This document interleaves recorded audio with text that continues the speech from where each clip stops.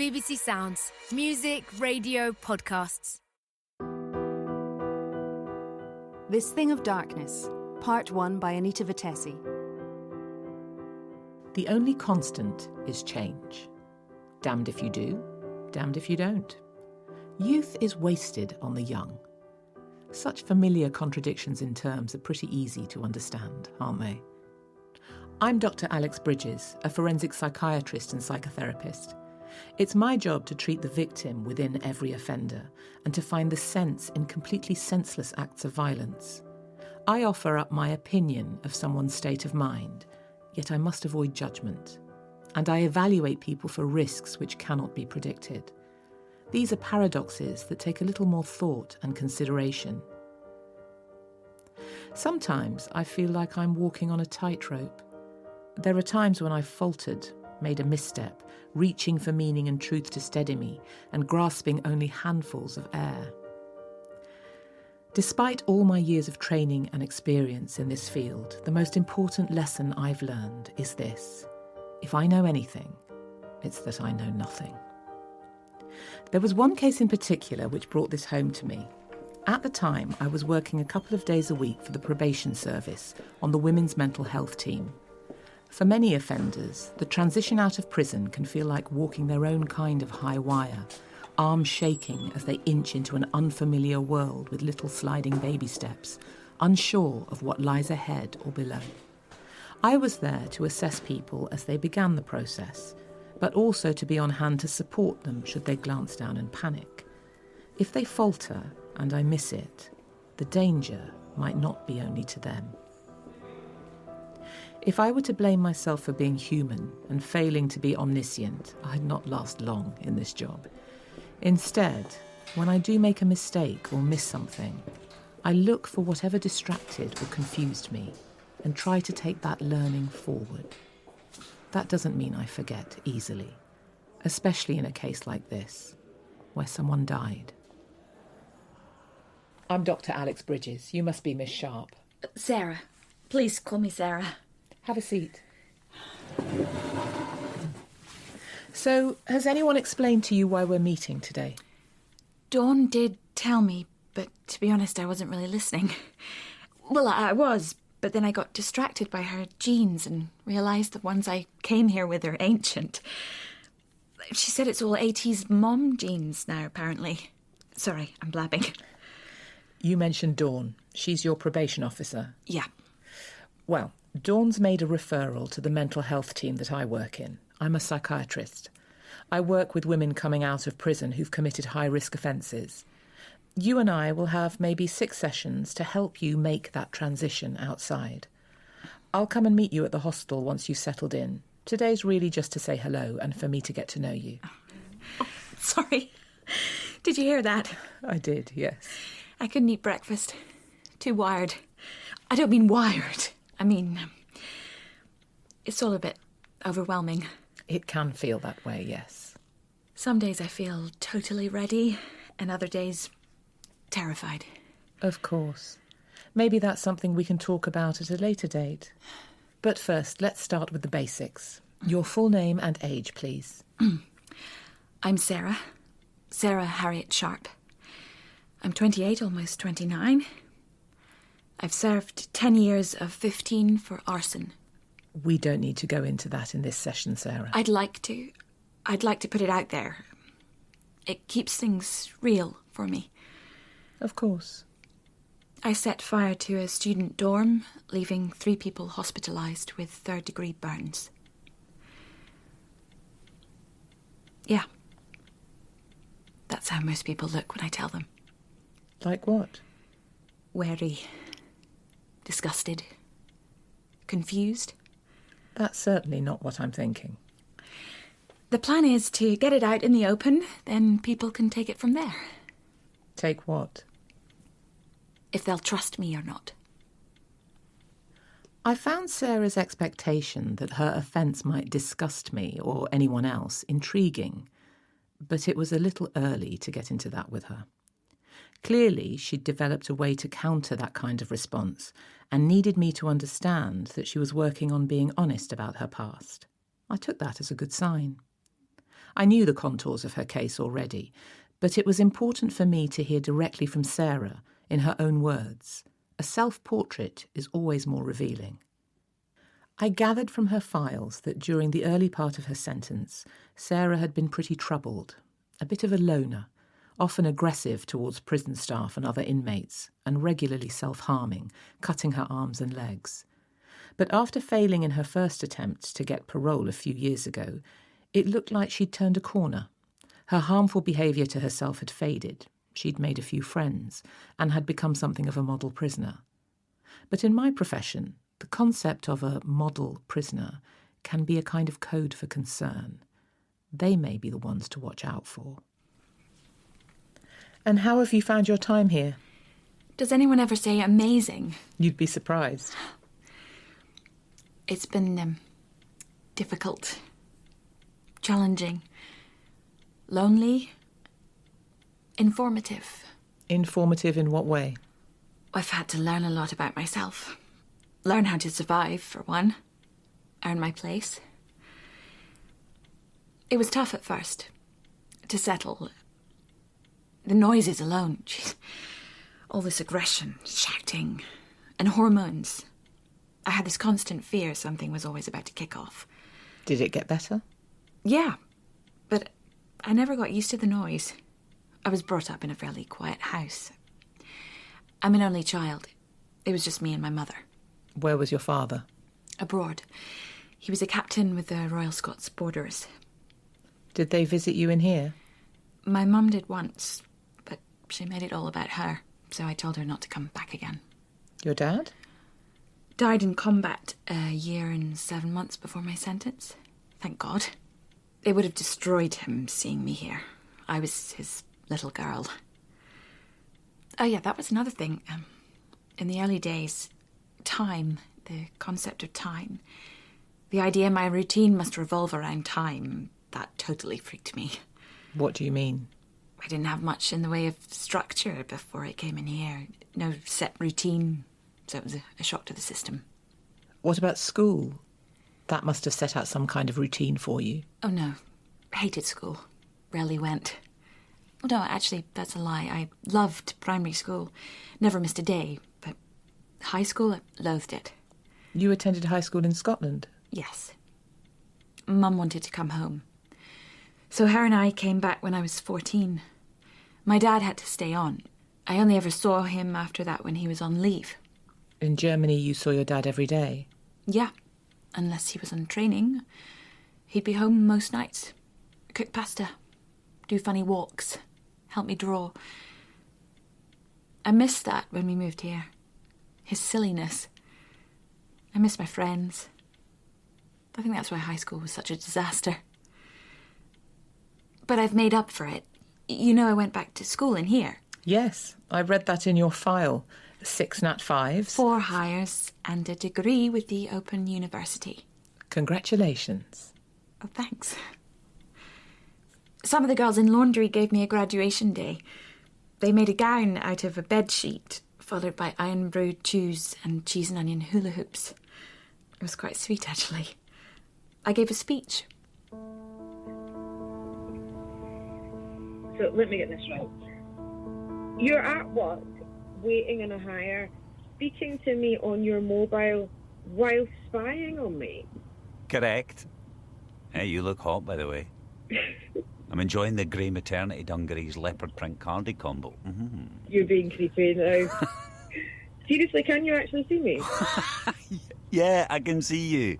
I can see outside the house, inside the house, inside your mind. Oh yeah? And what am I thinking? How much you wish I was there to massage your feet and paint your toenails? What after last week? I've more blue nail varnish in my skin than my nails. Hey. Thank God I can't see over my humongous belly. Can you put the outside light on then? I can't see a thing. Where the hell are my keys? Ta-da! Oh. And then there was light.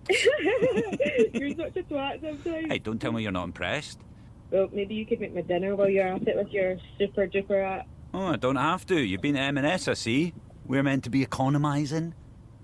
Where's the camera for this thing? To your right. Oh, no, to your right. Yeah, above the door. Oh, yeah. Can you see this? Yeah. Fusilli in a mushroom sauce with truffle oil. Tasty. Not that. This. Are you giving me the finger, Rosalind Connor? Oh, classy. I'm carrying your sumo baby, so the least you can do is allow me to indulge in an M&S ready meal. If you get to buy a £1 million security system that spies on me 24/7, I get to buy pasta. Fair point. Right. I am going to stick this in the oven and run a very hot salt bath. This bad boy will come out of my body. You can't force them. Are you going to do any work tonight or what? I'm waiting on a hire. They're taking ages. Well, ring the doorbell. I need to eat, Paul. I'm starving. How was the class, by the way? Nothing I don't know already. I went up to see the girls in the ward while I was there. How they doing? They wanted to throw me a baby shower before I drop. They were asking after you. They're still missing you? Word in the street is the place has gone downhill since I left. Be good if you could come next week. It's the last one. It's creating the birth zone. You get to sit behind me and breathe. We could do oops upside your head. You should eat. Yeah, I should.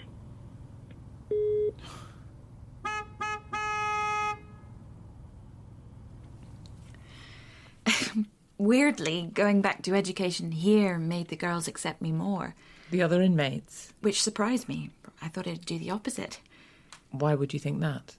They kept slagging me off for my accent when I first arrived. Called me the posho. I couldn't change how I spoke, so I kind of played up to what they thought I was and went to the library, hid in books, started sketching again. Suddenly it all changed. In what way? They saw my drawings. People are really impressed when you can draw, especially if it looks like them.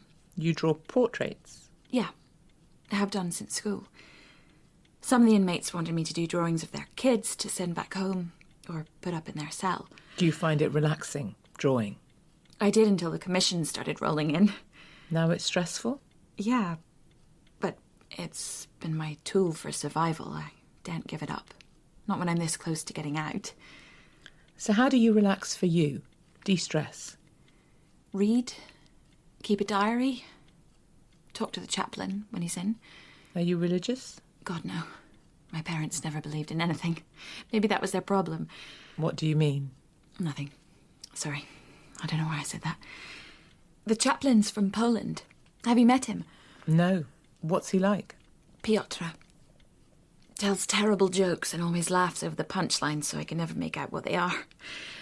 But when he's not telling jokes, he lets me talk about stuff. About what I did. Without judgment. I get to feel human for a bit. Sin-free. As she talked, I was distracted by her arms. An expressive young woman, she used her hands a lot, much like I do when energised about my subject. She described certain moments or feelings by drawing in the air with her long, pale fingers. I noticed a butterfly tattoo on her left wrist. Butterflies are an obvious symbol of transformation, but it might mean something else to her. I wondered if there was some kind of link to her offence. Fire is such a powerful and dangerous way for things to transform. At one point, she shrugged off her oversized man's jacket that dwarfed her slight frame. Sitting opposite me in a T-shirt, she seemed unself-conscious about the numerous faint white scars that hatched her forearms from wrist to bicep. I was glad to see there were no fresh marks or wounds there, but I didn't automatically assume that told me anything about what lay beneath her skin. It's just a cheap old notebook. It was given to me by Piotr as a tool to cope. With? Stress. Self-harming. Do you still self-harm? Not for 19 months. And you find writing the diary helps? If I get itchy or anxious, I write it all down. What kind of things do you write? My thoughts, worries, Or when I can't think of the words, I draw. Or if I can't draw, I throw the diary at the wall and have a good old screaming match with Piotr. I'm allowed to. It was his idea. It took me a while to understand that screaming's better than cutting. Can I ask when the self-harm started? 14, 15, maybe? No. Yeah, no, it was 14, yes. We'd just moved back from Germany. Dad had gone off to Afghanistan. My mum had bought the house to do up as a project. It was just her and I for the first 3 months. What was your mum like? She wasn't your typical mum, shall we say. In what sense? She never did those mum things. When I do the drawings for the inmates, I hear them talk about what they're going to do with their kids when they get out, and I think, my mum never once made fairy cakes or blew bubbles in the garden or took me to trampoline land. I thought her disinterest in me was normal. It's only being in here I've realised. Realised?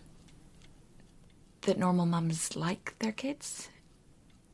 Whereas Harriet, she didn't like me very much. But I'm okay with that now. Really, I am. I know now that she was depressed. I mean, I didn't know back then, but I think that's what was wrong with her. You get to learn a lot about the female psyche sharing a space with 129 female prisoners. Did your mother know you self-harmed?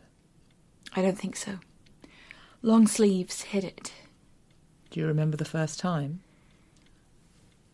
We'd had a massive row about me wanting a dog. She hated dogs. She kept yelling at me, "Stop going on about the dog, you're giving me a migraine." But I wouldn't let it go, so she threatened to call my father in Afghanistan. And on that, I stormed off to my room. My bedroom was so cold. Worse than downstairs. I got into bed to try and heat up, but the bed covers felt damp, you know? So I ran a bath to try and heat myself up. I was lying in the water. It was boiling. I had one leg in, one leg out. My face was steaming hot. I felt seasick, one extreme temperature to the other. I couldn't get my mother's rhythms out my head. That da-da-da-da-da-da-da. Like a woodpecker hitting the side of my skull. So without really thinking too much, I took a razor and nicked the top of my leg. It bled. I let the blood run down the inside of my thigh into the water. Made the woodpecker stop. Released something. What? My situation. It was my go-to after that. How often would you do it? Every day. Then there was a short time I didn't feel the need to. What happened then? I met a guy in music class. He spoke to me. I made a friend. And having a friend made the difference. I'd stopped thinking about myself for a bit. I had a distraction. And he was very hot. The only way to describe it is it feels like you have a great big shard of ice stuck in your throat. You can't breathe. You can't get words out. Self-harming melts the ice. It opens the airwaves. I was struck by the fact she was equating this boyfriend with self-harming. She was saying he did for her what cutting into her skin had done. On the one hand, that gave him a kind of saviour status, but it also made me wonder if he had hurt her. I was also thinking how sad and familiar her self-harming story was. I'd heard much the same from other offenders. There's a pattern. They're more often female than male, and generally in their 20s. It nearly always begins in the early teens. What a challenging, chaotic time that is for all of us. Our bodies are changing in exciting and alarming ways at great speed, and our minds are being asked to absorb and process more and more information. We're also having to learn how to manage emotions independently of carers or parents. For most of us, that's about learning how to put feelings into words to share with others, whether that's in deep, meaningful chats with our mates or, as I recall, writing some pretty terrible poetry. But there are those who can't put words to their emotions and seek other outlets, including literally letting out uncomfortable or difficult feelings through punctures in their skin. Another paradox. A wound becomes the balm for unbearable pain. Have you had any thoughts on how you'll manage stress on the outside? I won't be self-harming, if that's what you're alluding to. And what about stressful situations? I'd know the signs. Which are? I get hyper, wired, like I've had too much coffee, you know? So talk me through what you would do if that happened. I'd do my diary, draw, walk, eat something substantial. A can of Coke usually sorts me out, blood sugar. And if I was still feeling weird, I'd call Dawn. You mentioned earlier about leaving here and feeling overwhelmed. Yeah. What does the outside world look like to you? It varies. Busier, faster, scarier. Scary how? When I arrived here, I had a Nokia 3720 Classic. Just enough power to make a phone call if your tyre blew on the motorway or your house was on fire. Oh, sorry. Sorry, that was... that just came out. It's fine. Go on. I still have this notion that I'll go back home, lift the dust sheets, and continue as normal. I'm kind of terrified, if I'm honest.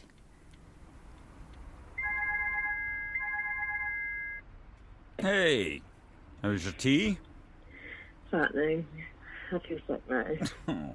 So does the sumo. He keeps hitting me. I'm making a list. Oh, here we go. Shut up. You love my list. You make lists even for things you've already done so you can tick them off. I like seeing what I've achieved. You're a weirdo. You're a weirdo. Right, go on then. What's the list? Prams. Oh, shoot me now. It's a whole other science. Do I need to be included in this conversation? It's worse than buying a car, I tell you. Bugaboo B5, Bugaboo Donkey 5, Upper Baby Vista, Cassata Wow Excel. Jenny from Mumsnet says it's ideal for a narrow hallway. Or a junk shop hallway full of car tools because someone hasn't sorted out the garage yet. Yeah, well, Jenny from Mumsnet can mind her own business. It's freaking me out. What, the hallway? The prams. How do we choose? Oh, it can't be that hard. You choose one then. Well, I would, but I'm working. Mumsnet recommends you go into the shop and have a push around with at least half a dozen. Oh, that's a bit excessive, isn't it? What about tomorrow? After your shift? No, I need to sleep. But after your sleep, we could make a date of it. Can't we just wait till he's born? I'll make sure everything's alright first. It's one less thing for me to think about. I don't know. Paul, I'm not carrying this baby around in a bloody papoose. My back can't take it. Look, I just don't want folk staring. They won't be looking at you. They'll be looking at me, looking fat and knackered and crying uncontrollably because I don't know where the brakes are on the damn thing. Can we just wait? Just please.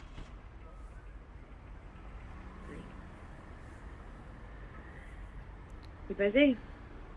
Nah, pretty crap. No hires so far. What about the one you were waiting on? Told to forget it. Why? My face scared them, apparently. Seriously? Hence why I'm not really in the mood for pram shopping. I'm sorry. Well, it's fine. Oh, they're daft teenagers. Don't care what age they are, that's not on. What did they say? What, nothing. They got in the cab and got right out again the moment I asked them where to. 5 minutes later, the dad comes out, said he'd called for a replacement cab because my face freaked his daughters out. What's the address? I'll drive over there right now. They'll see me freak. Don't you It's dare. not on. Little snowflake shit. It can be off-putting. Paul. It can. Just come home. Look, I need to work. Just come back, please. I want to do another few hours. Just see if I can make up the money. Please don't. What? Do what I think you're going to do. I'm not. You are. I can tell by your voice. I am at the rank. People piss in that lock, Paul. Animals piss in it with all sorts of diseases. Roz, don't start. Biles disease. You know, that's rare. You can't afford to get ill, Paul. I'm doing another few hours and then head home. Okay? Promise. Go to bed.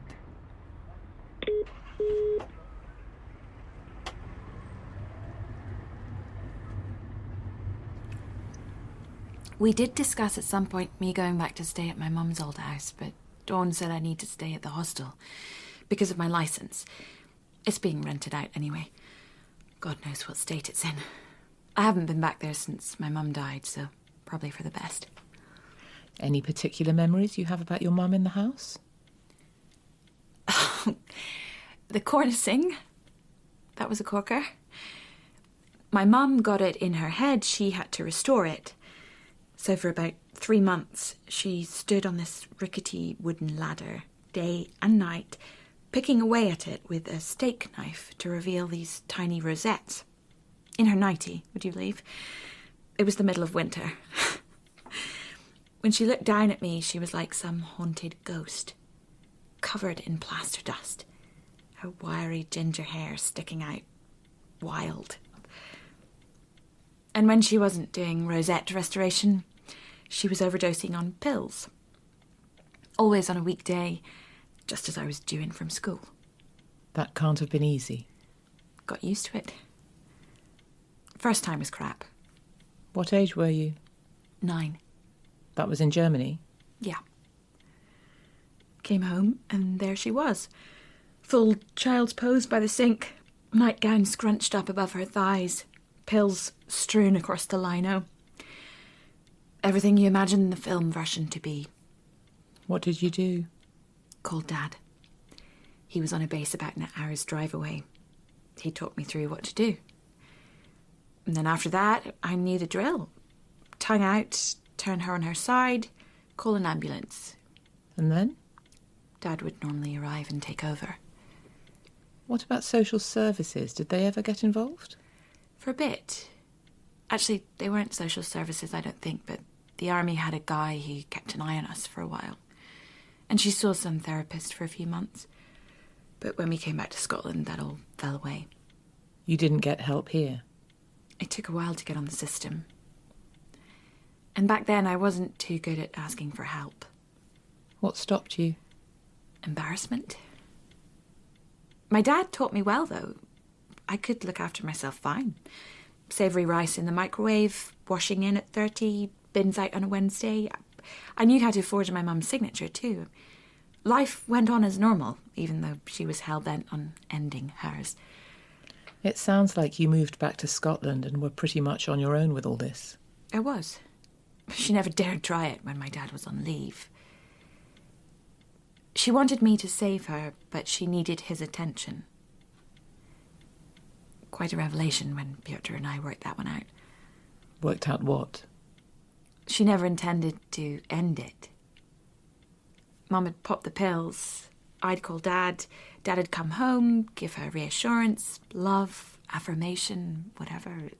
She'd be fine for a bit, and then it'd start all over again. The cycle. She would never break it. It worked for her. She got what she needed. You found it embarrassing to ask for help before, but when your mother died, you felt able to talk to Piotr.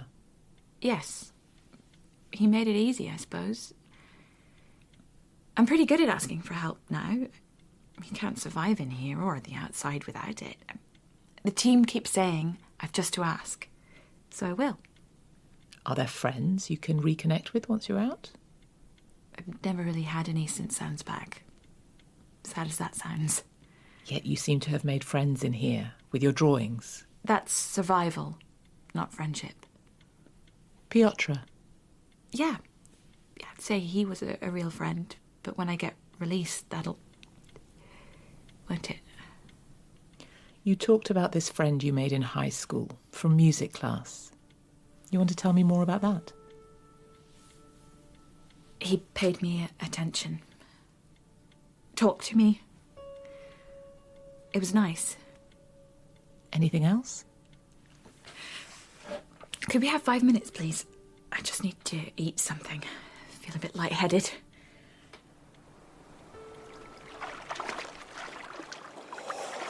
Oh, Jesus, Baltic. Oh, bloody hell. Oi! Shit. Cleo, stay. I thought so. Sorry? One of these Zoomers. I'm here to swim. It's -1. You clearly got a death wish. Wakes me up. I've a long shift ahead of me. Most cabbies drink coffee. Well, I prefer a swim.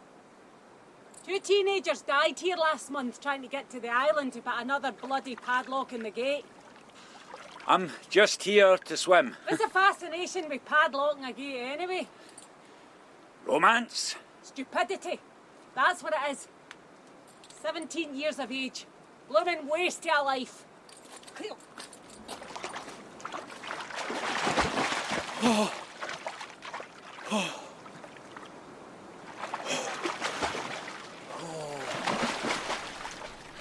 I owe the prison officer a banana. Sorry about that.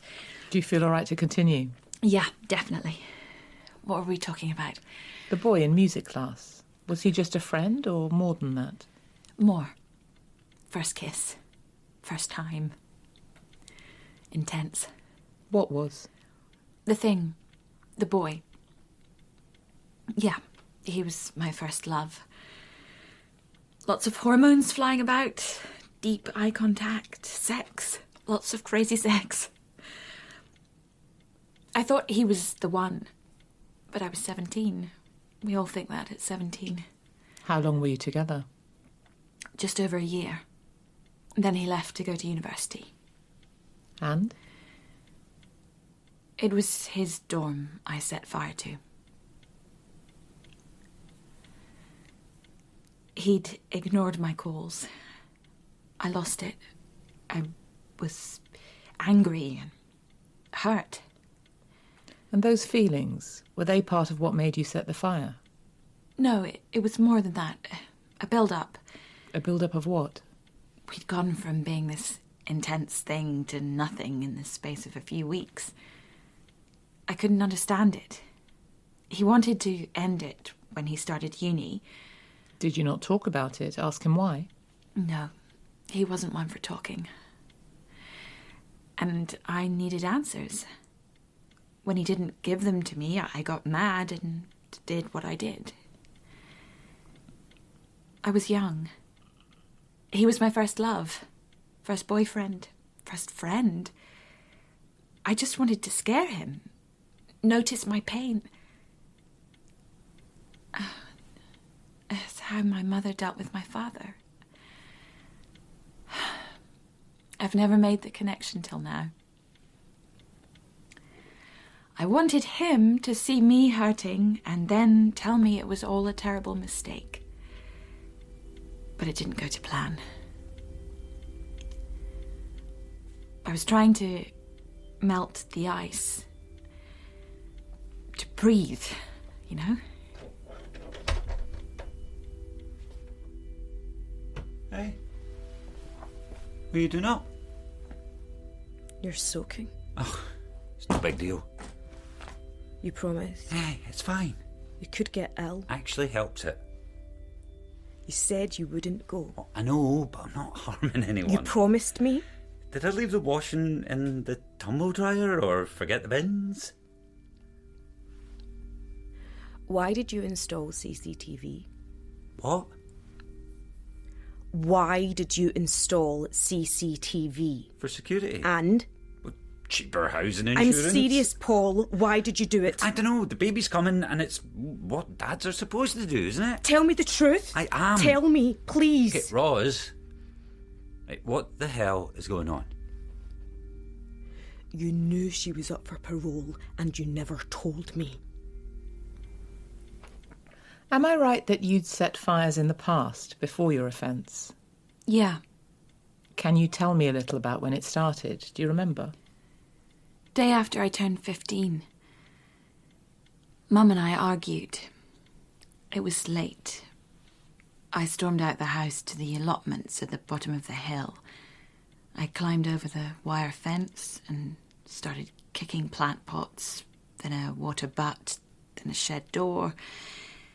But it didn't feel enough to get rid of this rage. I'd taken to carrying my dad's Zippo around with me, not to light anything, just to play with the catch. I liked the sensation, the noise. Yes, so I grabbed a bit of newspaper, lit it and watched it go up, then die out. Then I saw a bin with sticks and newspapers and lit that. The fire didn't take long to get going. It soon became this incredible thing, an immense heat. Then I heard a siren and ran. And you did it again after that? Yes. At the allotments? Yeah. It was laziness on my part. It was just down the hill from the house. It was easy to light stuff and then run back up and hide out. I'd set fire to whatever was near to hand. Bins, sheds, greenhouses. Greenhouses were the biggie. Because? You know if you put your heel in a puddle of ice and it cracks? This was a magnified version of that. I'd wait till I heard the cracking glass. Then I'd bolt up the hill to the house and watch it grow. It looked incredible. These huge fireboxes dotted all around. What did it feel like, watching? Thrilling. Like, I don't know, shoplifting or joyriding. Were you self-harming then? Yes, but fires eventually took over. And afterwards, that release you spoke of, was it anything like the feeling you described when you cut yourself? Yes, but more intense. Did you have any concerns about your actions' impact on others? I never thought of a human being suffering at the end of it. I just went for the buzz. I was an angry, hormonal teenager. I was miserable. Getting up the next morning and seeing the burnt-out frames on my way to school, I felt powerful, exhilarated. I'd caused this and no one had suspected me. It was my secret. So what's that about, do you think? Deception, maybe. No, deception's too sinister a word. It was more punk than that. More immature, like a teenager painting their room black, you know? Did you ever get caught? No. Was it important for you to have a secret? Yes. But then I let my boyfriend in on it. What did he think about it? He got it. Well, he said he did. It turned him on. I missed my father and I hated my mother. As Piotr says, it's all about communication. Hey. You awake? I am now. Oh, give me your hand. You feel that? It's like nurturing Bruce Lee. I spoke with the victim liaison guy. And? She can't come anywhere near us. If she does, she's breaking licence and will head right back inside. No. and no again. What? I never said a word. You don't have to. I know that look. I'm not moving. Okay, just hear me out. I'm not If we moving. move nearer your mum's, not she can running help with the away. baby. You'll see your sisters more. I like it here. I like the schools nearby. I can cycle to the hospital whenever I get back to work. I like the postie. I like that the whole street takes turns putting out the wheelie bins. This is our home, Paul. We need to keep hold of that.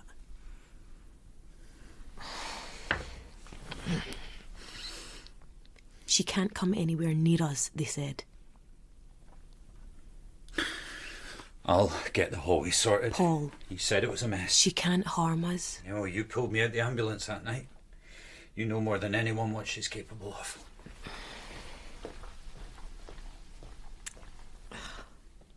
I came away feeling positive about our meeting and about Sarah's chances.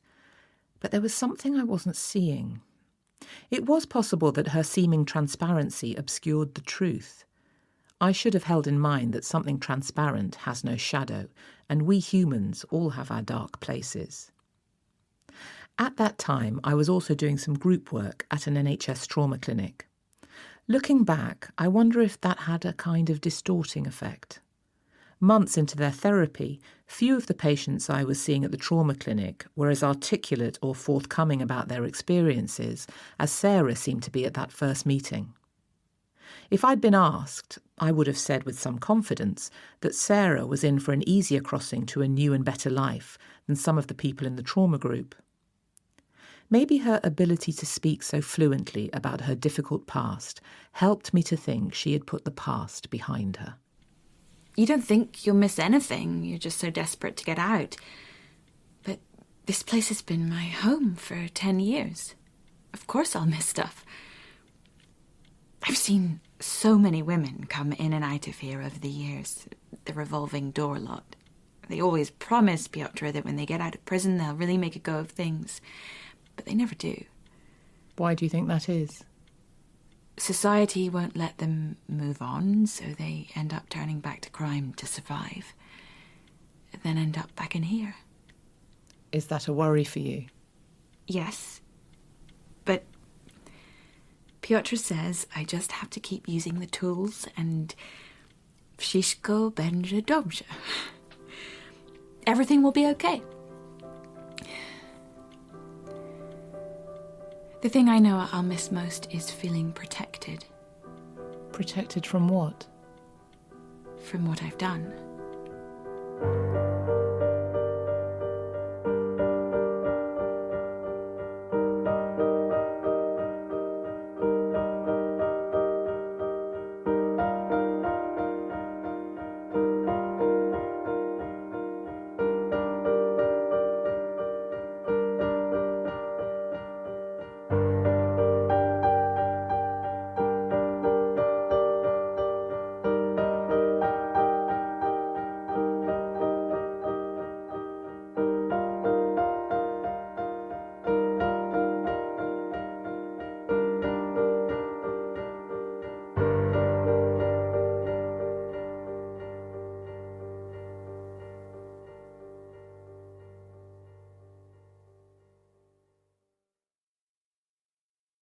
Harland, a new 5-part supernatural thriller for BBC Radio 4.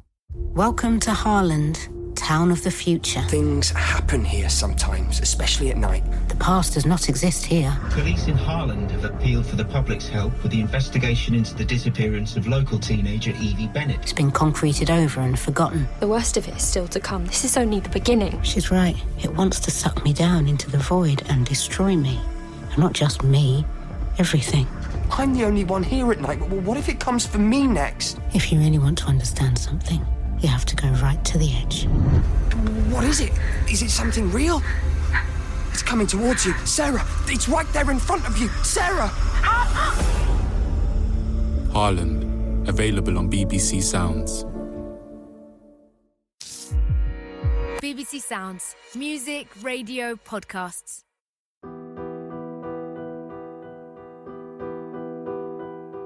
This Thing of Darkness, Part 2, by Lucia Haynes. This one's lovely. $2,000 for a pram. It's not a pram. It's an infant transportation system with hypoallergenic memory foam and plant-based sealants. Huh? Paul, it's the difference between our baby living his best life or falling in with a bad crowd. What, pram can make that much of a difference? Of course not, you numpty. Your face, one now, sweetheart. Yeah, well, you're smirking now, Mrs. Connor, but I will have my revenge. Aye, he who laughs last. Do you really like it? £2 a bit steep. Aye, not if it keeps our lad on the straight and narrow. You're too good to me. Should we have a wee gander at the toys? More toys? Oh, what about this rabbit? He's got a grey one. Oh, this wee tube. Not having a monkey. Oh, yeah, of course. Oh, giraffe then. Oh, his ears are so soft. Hey, feel. You look so cute cuddling that toy. Ros, don't. Do you think I'm not trying? Babe, I know you're doing everything you can. And look, Ros, I don't... What's up, love? That's her. What? Go to the car. It's not Dial Paul. 999 and get the liaison officer. Tell them she's followed me, broken her licence. Paul, I thought you said Sarah was tiny. That woman is my height. Her face. It's not her, Paul. She's the spit of her. Trust me. Okay.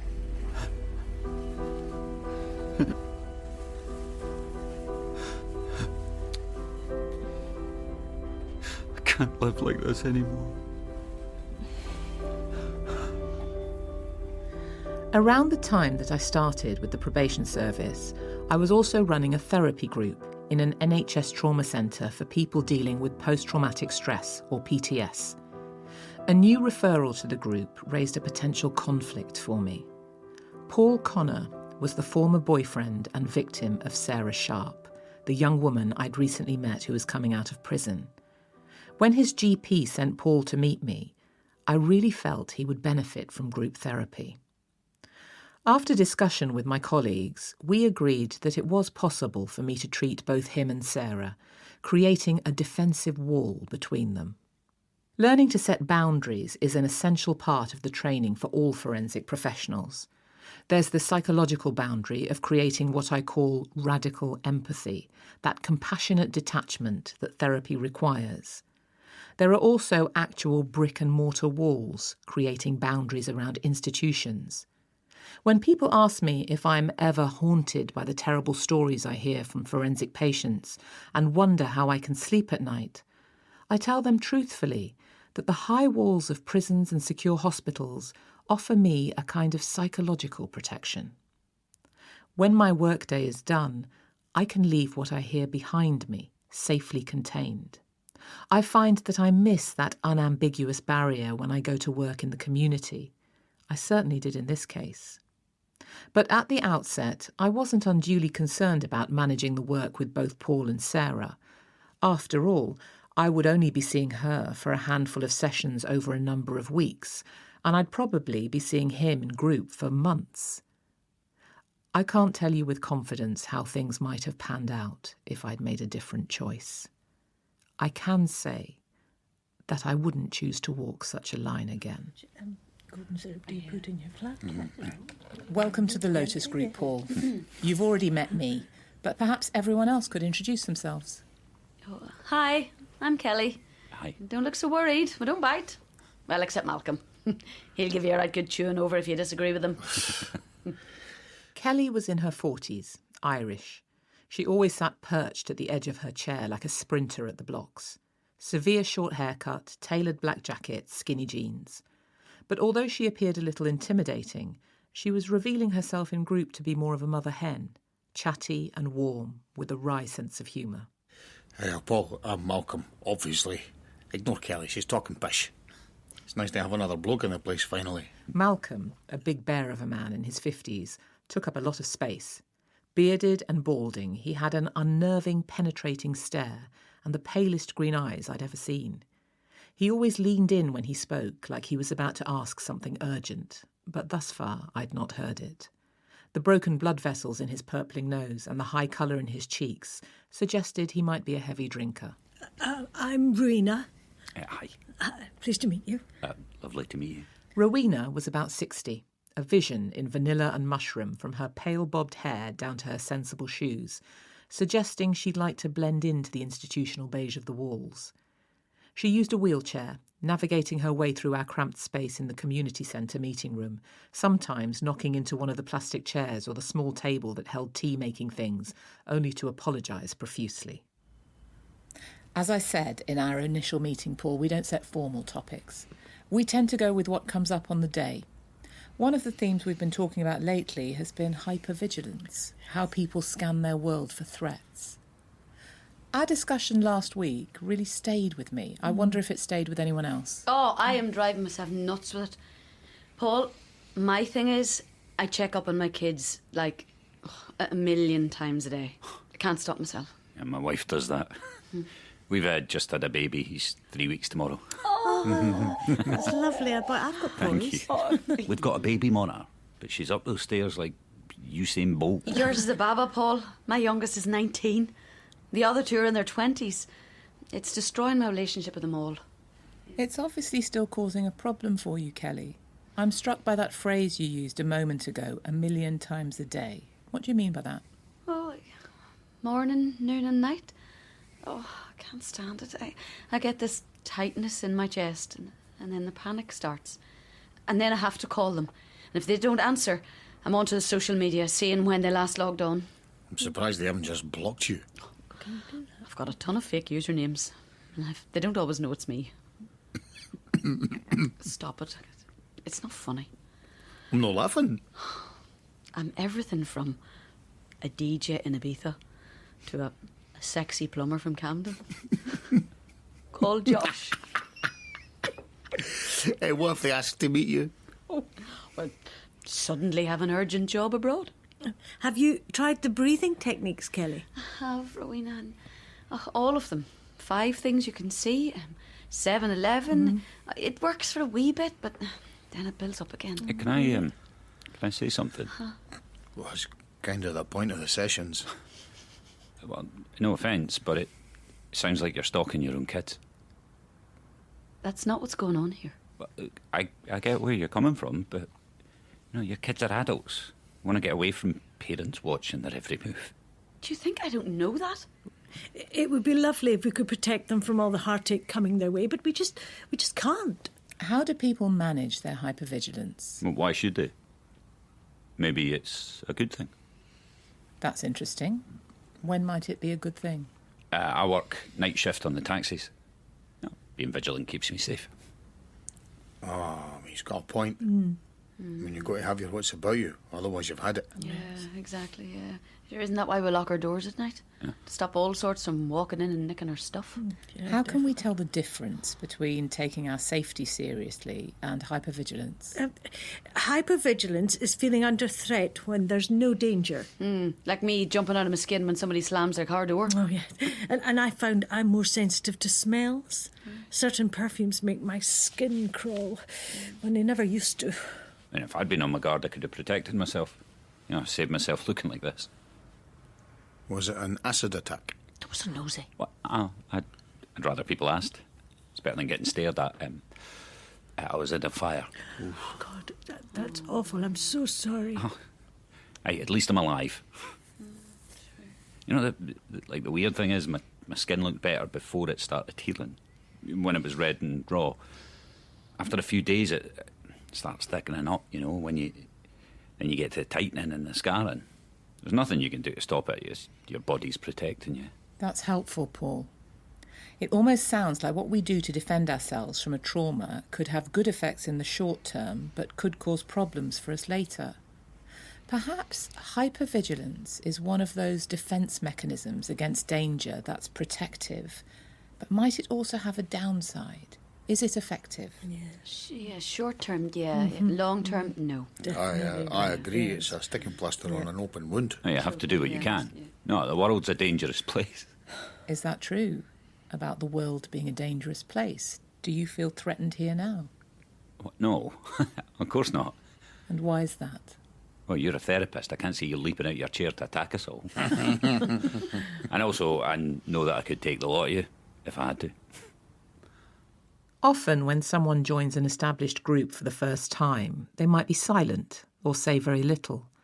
I was encouraged that Paul seemed able to join in pretty easily and was even willing to talk about the burns that creased and marked his skin. The scars were faded but thick. White ropes traced his cheekbone down to the jaw, disappearing into his shirt collar. When he pushed up his sleeves at one point, I could see evidence of numerous grafts along his forearms. He'd clearly had extensive surgeries. The line the group was drawing between safety and skin was significant. Our skin is a physical boundary, the thing that holds us together, contains us. When we're children and we fall and scrape our knee, we often run to our parents to comfort us and tell us everything's going to be okay, as they tend to us and assure us we'll heal. In psychotherapy, we talk about the psychic skin, which we develop in early childhood. Good nurturing provides a protective, healing shield that allows the mind to cope with external provocation and distress as we grow.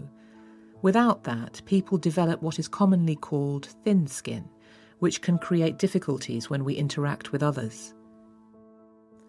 Part of the work of the trauma group would be to consider the state of that protective envelope for each of the members, which may have been fragile or flimsy long before the trauma each person had experienced.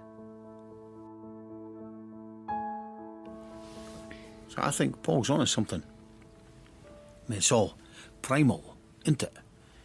And it goes back to the days when we lived in tribes, close-knit communities, when you could get eaten by a random bear or wolf. Can you say more, Malcolm? Well, so at night, you wanted someone being hyper-vigilant, because they're going to keep the tribe safe. We've got burglar alarms for that now, locks, but we're still basically the same kind of people. I think that's... I became a journalist, expose the bad guys. Yeah, totally. Is it possible, Paul, you're more like your wife than you know? That becoming a dad has made you as alert to danger as she is? Oh, maybe. I haven't felt safe since the minute he was born. Oh, I remember that feeling. Oh, that first drive back from the hospital. I was doing 20 miles an hour, hunched over the wheel, knuckles white. Oh, everything's a hazard. Is the bedroom too warm? What if he overheats? What if Roz falls asleep when she's feeding him and crushes him? Some people who've been dealing with trauma and anxiety have told me that becoming a parent can be particularly challenging. Earlier, you mentioned your wife set up a baby monitor. Is that her way of coping? Using it as a defence against her anxiety? Maybe. Yeah, but I've sussed a better way. CCTV. I've got a doorbell with a camera in it, and it makes sense. Where at home do you have CCTV? Front and back gardens and inside. You've cameras inside? I'm not leaving my wife and son unprotected while I'm out working. So whereabouts are you inside? Hallway, kitchen, living room, dining room, all of the downstairs basically. Upstairs landing, baby's nursery, spare room and attic. What? No, you have to do it, don't you? Protect your family. Kelly, you know what I'm on about. Totally.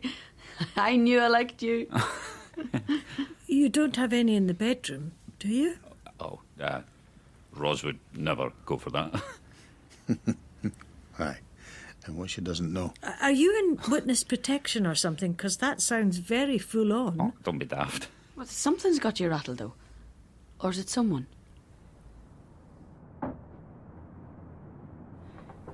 I don't know why you have to be here. I thought it'd just be Alex. It will be. But for the first meeting, I thought it was important for probation to be across the issues. Thanks, Dawn. So, how have you coped, Sarah, since leaving prison? It's been... 3 weeks, isn't it? 3.5. I'm okay. We come and go as we please. You leave your keys behind when you go out. I'm following all the rules. I don't want to go back to prison. We don't want that for you either. Is there anything you found more difficult than you'd imagined? The noise. I forgot outside was so noisy. Like everything screaming. The buses, the brakes, squeaky doors, heels clattering, dogs barking, birds twittering and squawking, and the women in the hostel, they're always crying or shouting. And when things get heated, there's no PO stepping in to stop it kicking off. Prison can feel in its own way comforting and familiar. Is there anything you miss about it? Dr. Bridges is right, you know, Sarah. I see it all the time. People coming out, looking forward to doing their own thing. Within weeks they're all at sea. The partner they thought was waiting's moved on. Friends get fed up with them sleeping on the couch. Then they're homeless, skint, revert to old ways. We don't want that for you. For anyone. I suppose I missed the walls. Could you say more about that? Not the physical walls. I mean the ones around time. Routines, structures. In prison you know where you are, where you're supposed to be, who you are. And now? Sometimes it makes me feel like a problem. Inside I had more power. What kind of power? I didn't rule D-Wing, if that's what you're thinking. That was Molly Finnegan. She was the boss. And yet you felt you had power. Molly snarled about like a pit bull. People were terrified, but so was she. There was always someone trying to take her down. But because I could draw, all the mums would want pictures done of their kids. I could do something they couldn't. That's positive. I didn't do anything clever. I just listened. Paid attention to what the other girls were saying. That's a marketable skill, Sarah. Out here, I'm a nobody. They kick you out of jail with less than 50 quid in your pocket and expect you to thrive. I mean, look at this place. The carpet. When was it last cleaned? The furniture. You're only here for a few weeks. That's not the point. I've got a degree.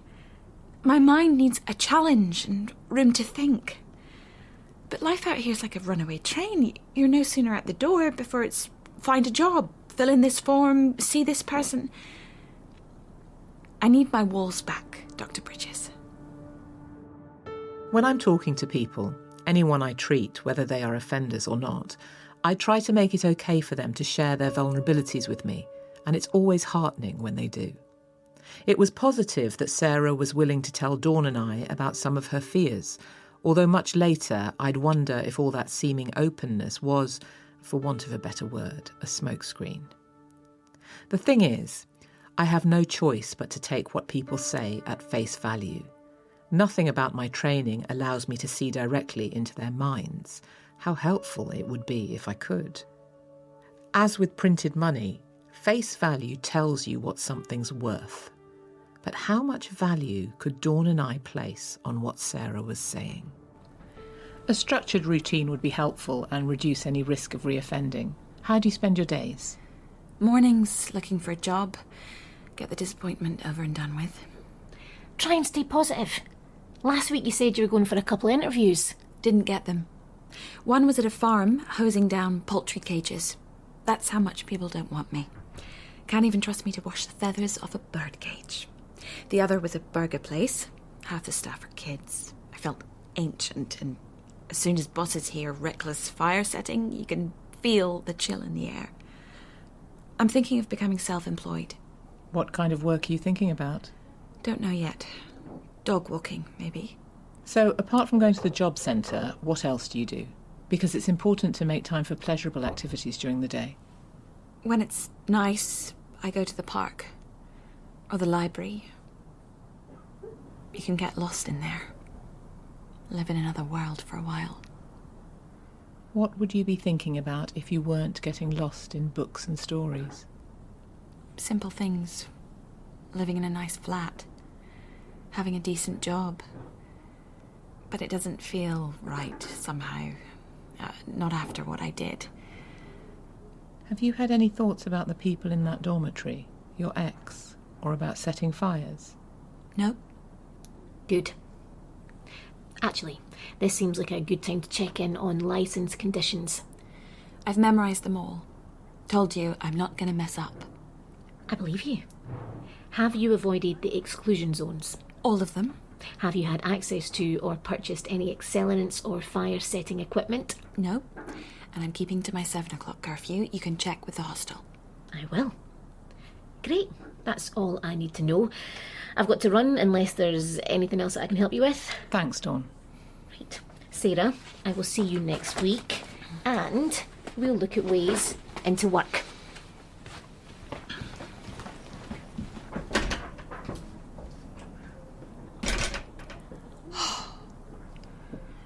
I can breathe now. Dawn's only trying to help. She doesn't know how to listen. Her mind's on a million other things. Probably has a full client list. So do you, I bet. Doesn't stop you from paying attention. So, now that the coast is clear, why don't you ask it? What would you like me to ask? The big question. There are many questions I'd like to ask. Okay, but you want to know about Paul, right? Am I over him? Or am I planning to hurt him? Of course, if you're planning anything like that, I'd be very interested. I also need to remind you, if you ever tell me that you're thinking about hurting yourself, or Paul, or anyone else, I'd have to take action. Dr. Bridges, I'm over him. He's the past. I've got a chance to build something new, and it doesn't include him.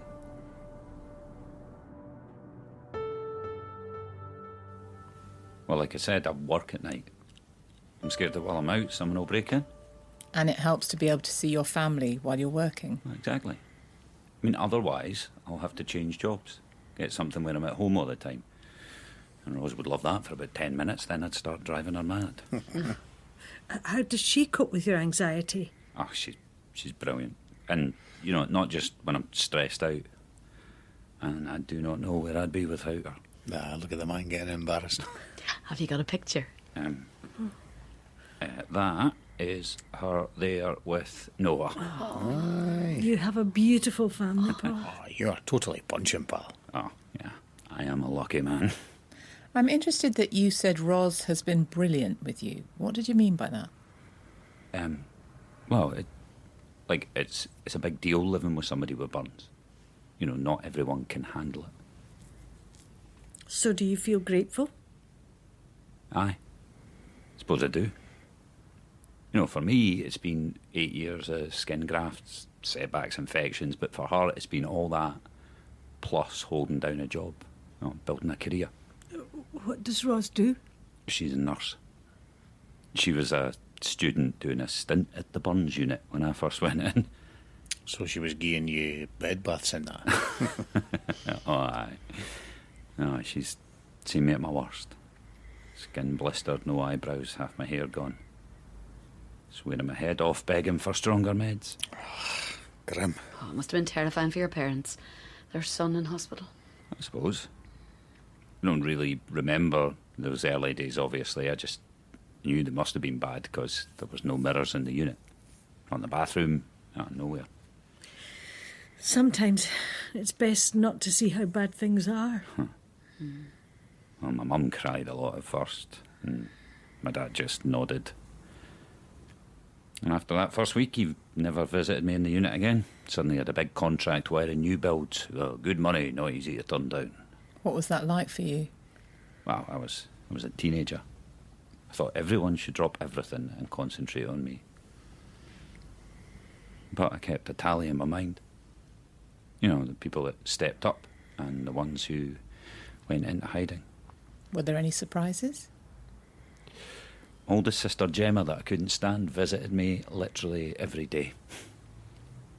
But my pals from uni, well, most of them were no-shows. Right. You find out who your friends are in a crisis.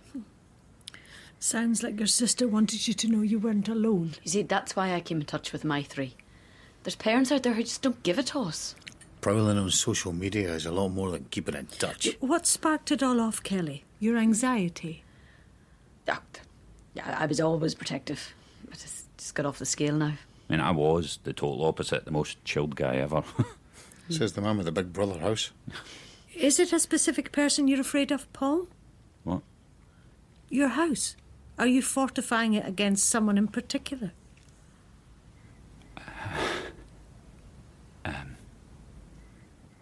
An ex-girlfriend. Sarah. She did this to me. God, that's terrible. What? Deliberately? Aye. Christ. I hope they locked her up. She served 10 years and got released a few weeks ago. So now, if me and Rose go out, she says I'm acting like I'm in the SAS. I mean, I'm primed, man, like I'm ready. She comes anywhere near me and... How does your wife feel? I mean, surely she's as concerned as you are about this woman. Well, Dr. B, this is where you come in. What can a big man do? Paul, what would you like to happen? I want her gone. Gone? Banned from the town completely, not just certain zones. Personally, I'd put her out of Scotland if I had my way. Are you angry about Sarah's release, Paul? Yeah, I am. I mean, it's obvious how I feel, isn't it? I didn't get justice. Even though Sarah was sent to prison? What, Sarah lost her freedom for a crime. That is not justice for me. I know what he means. For the perp, once you've been convicted, the only way is up. They get to improve, rebuild, start afresh, learn a trade, get educated. The victim gets a smidgen of sympathy and a lifetime of grieving. Yeah. That's so true, isn't it? Their whole lives are overshadowed by what's missing. The world goes on, but they can't. When Bethany, my 19-year-old, was wee, a little lad, John, was knocked down outside the primary school. Hit and run. Killed outright. I still think about his mother. Our kids went on, didn't they? They grew up, reached their 10th birthday, double figures, went to high school, became teenagers, dressed up for proms and took their exams. John's friends from primary are strapping young lads now. And some of them are at uni, some are working, and there's others just lazing about.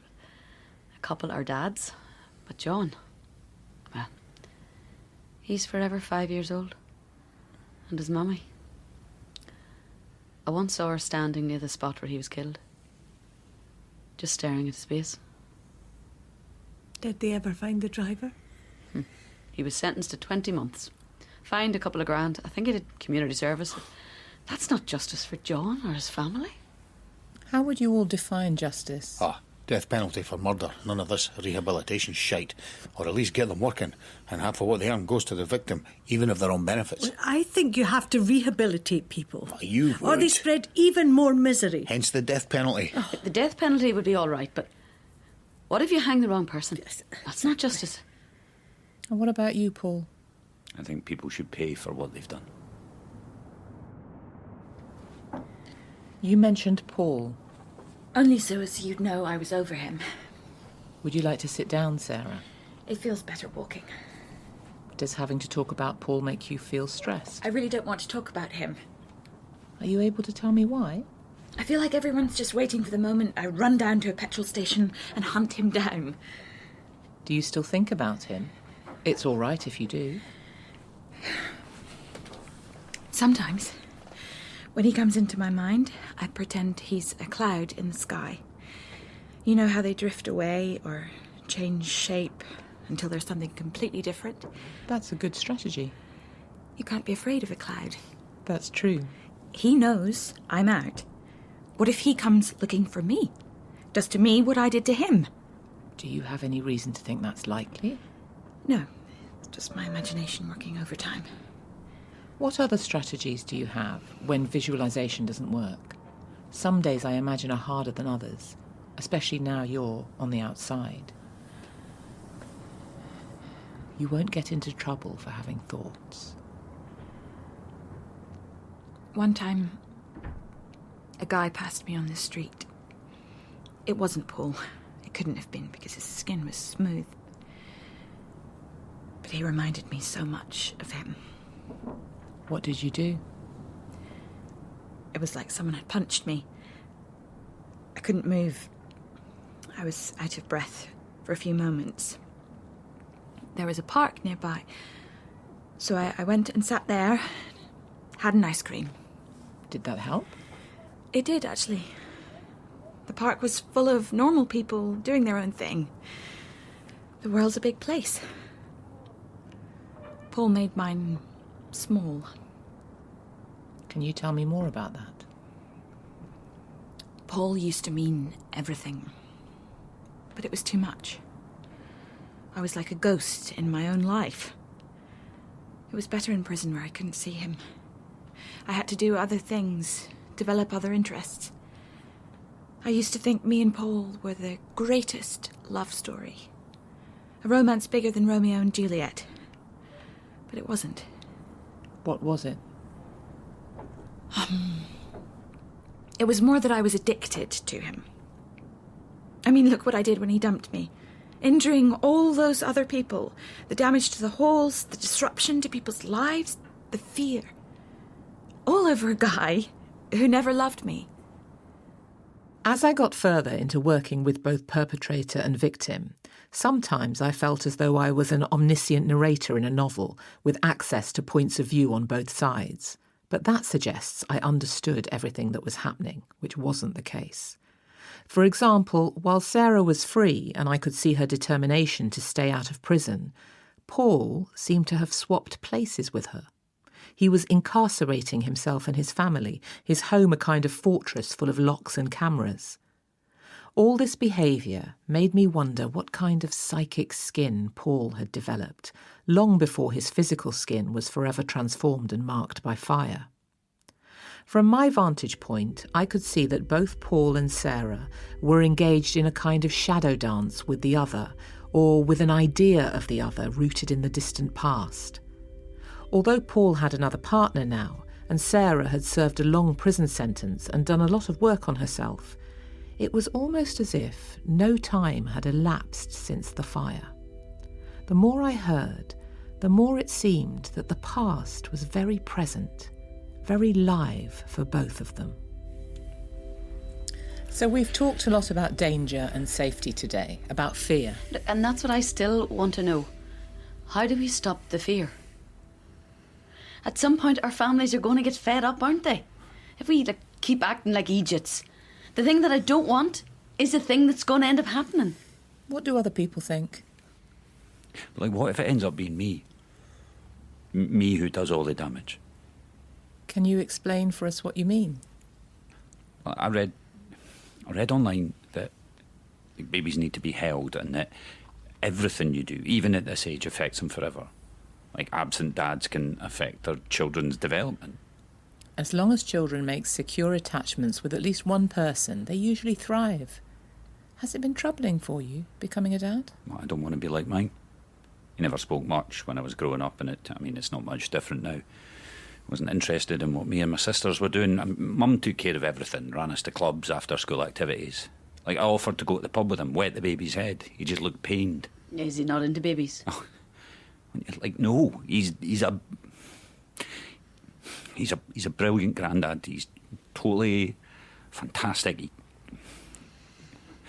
He cuddles Noah all the time. You all right, Paul? It's an emotional time, Paul. I remember when I had my sons, the sheer terror I felt. It all works out in the end. Yeah, but what if I'm a terrible dad? Or cold? What will happen to Noah?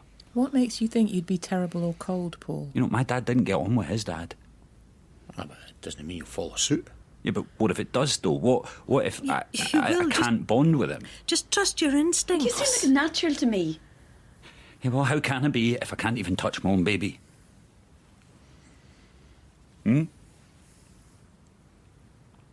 Like, I've tried. I've really tried.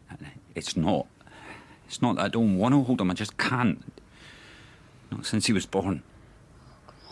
Babies scare everyone, man. They're tiny, wriggly, needy. We all feel it. Yeah, but did you hold your kids? Well, but I didn't do nappies. I want to cuddle him. Rock him to sleep. Rose thinks he's the spit of her dad, but he totally looks like me, like I was before the fire. It's amazing. Like, I tell him that I love him, and he's got this giraffe, so I cuddle that, so when I do hold him, he'll know who I am. He already knows you by the sound of your voice, Paul.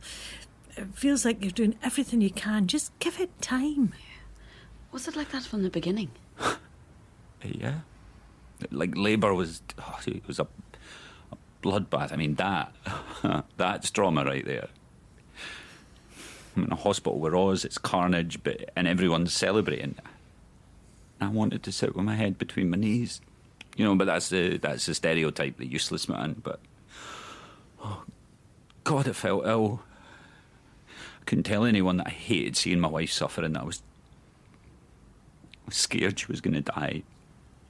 And then, like, being in the pram shop, Roz was carrying Noah. He was a newborn, But he's solid and the weight of him was hurting her back. We didn't have a pram because, no, I wanted to wait until we had the baby. It was like labour all over again. I was useless. She was hurting and I couldn't help her. I couldn't hold Noah. And then I looked over and I saw this woman and it was her, Sarah. Except it wasn't. It never is.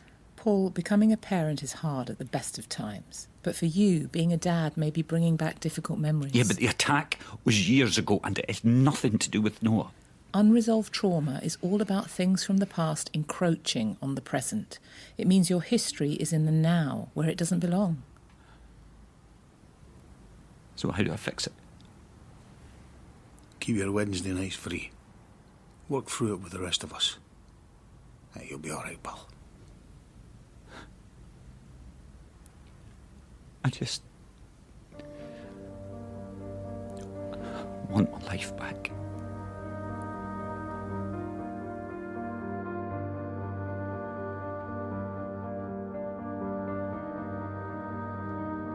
Well, it sounds as though you're coping better than you give yourself credit for.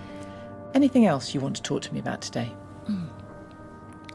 I'd like to know how to be normal. That's an interesting idea. What's normal? Being able to have conversations with people without feeling scared. All the people I've known, really, are connected with prison. I'd like to know how to talk to people on the outside.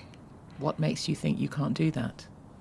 When I was a kid, people thought I was weird, but I was dealing with a lot of things at home. My mother, Dad being away. Yes? I think I might have made a friend. That's great news. I've never had a proper girlfriend before. I mean, a friend-girlfriend, not romantic.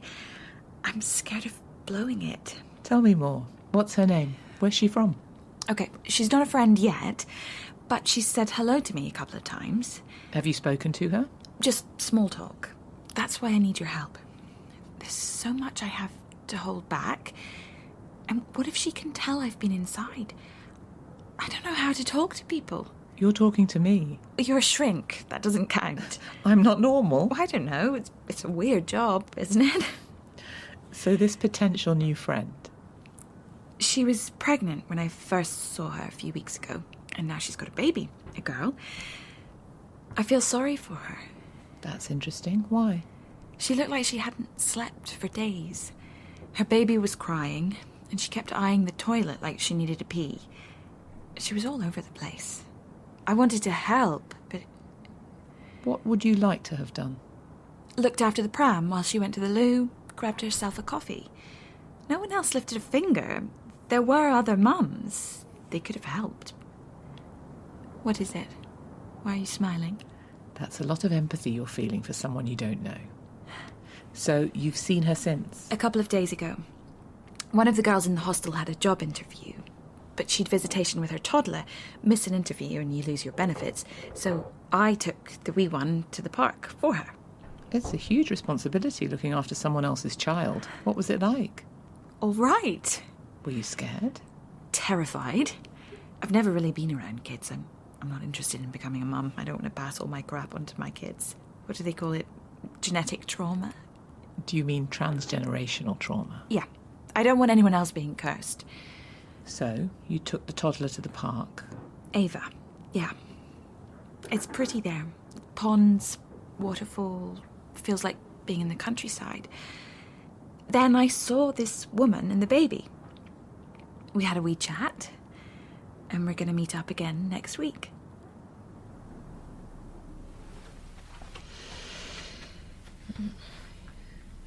Paul. Hey. I didn't mean to wake you. What time is it? 8:30. How was it, the group thing? Yeah, it was really good. There's only 3 other people. I'm the newbie, but...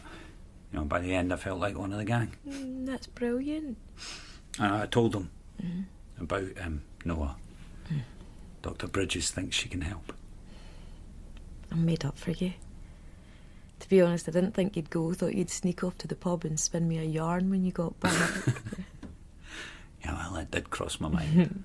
Thought the group would be full of crazy people bawling their eyes out. But it wasn't. Well, there was one guy, but the others were okay. I'll change him. I'll get the nappies ready. And the wipes clean close. Wow, that is progress. Oh, that's a nice smile. Did you see that, Paul? He smiled at you. See, he loves you. Yeah, maybe it's just wind. No, it was a big, gorgeous heartbreaker of a smile. My beautiful boy who loves his beautiful, brave daddy. Ah, did you buy balloons? What? Oh, that? No, we got to the park. See the ducks, Ava? You see the quacks? Let's give them some food. There we go. Filling it in. Hi, you're right. Hi. I've seen you about, wanted to say hello for ages. Oh, same. You had the baby then. I was wondering why I hadn't seen you. What's his name? Noah. What's your wee one called? Ava. Takes more after her dad's side than mine. Maybe the next kid, eh? Is Noah your first? Yeah. It's hard, isn't it? But he's amazing. He's totally changed our lives. It's weird how that happens. I used to spend hundreds on designer clothes, fake tan, getting my hair done, fillers. Now every spare penny goes on her. And I don't even miss it. I mean, you don't need that junk. But mind you, I wouldn't say no to a touch of lipo. Attack the flab. It all drops off in the end. Think about it. We've done something incredible. Brought another human being into the world. And it was like squeezing a melon through a sock. But that's why God gave us gas and air. Yeah. I'm Roz, by the way. I'm Alexandra.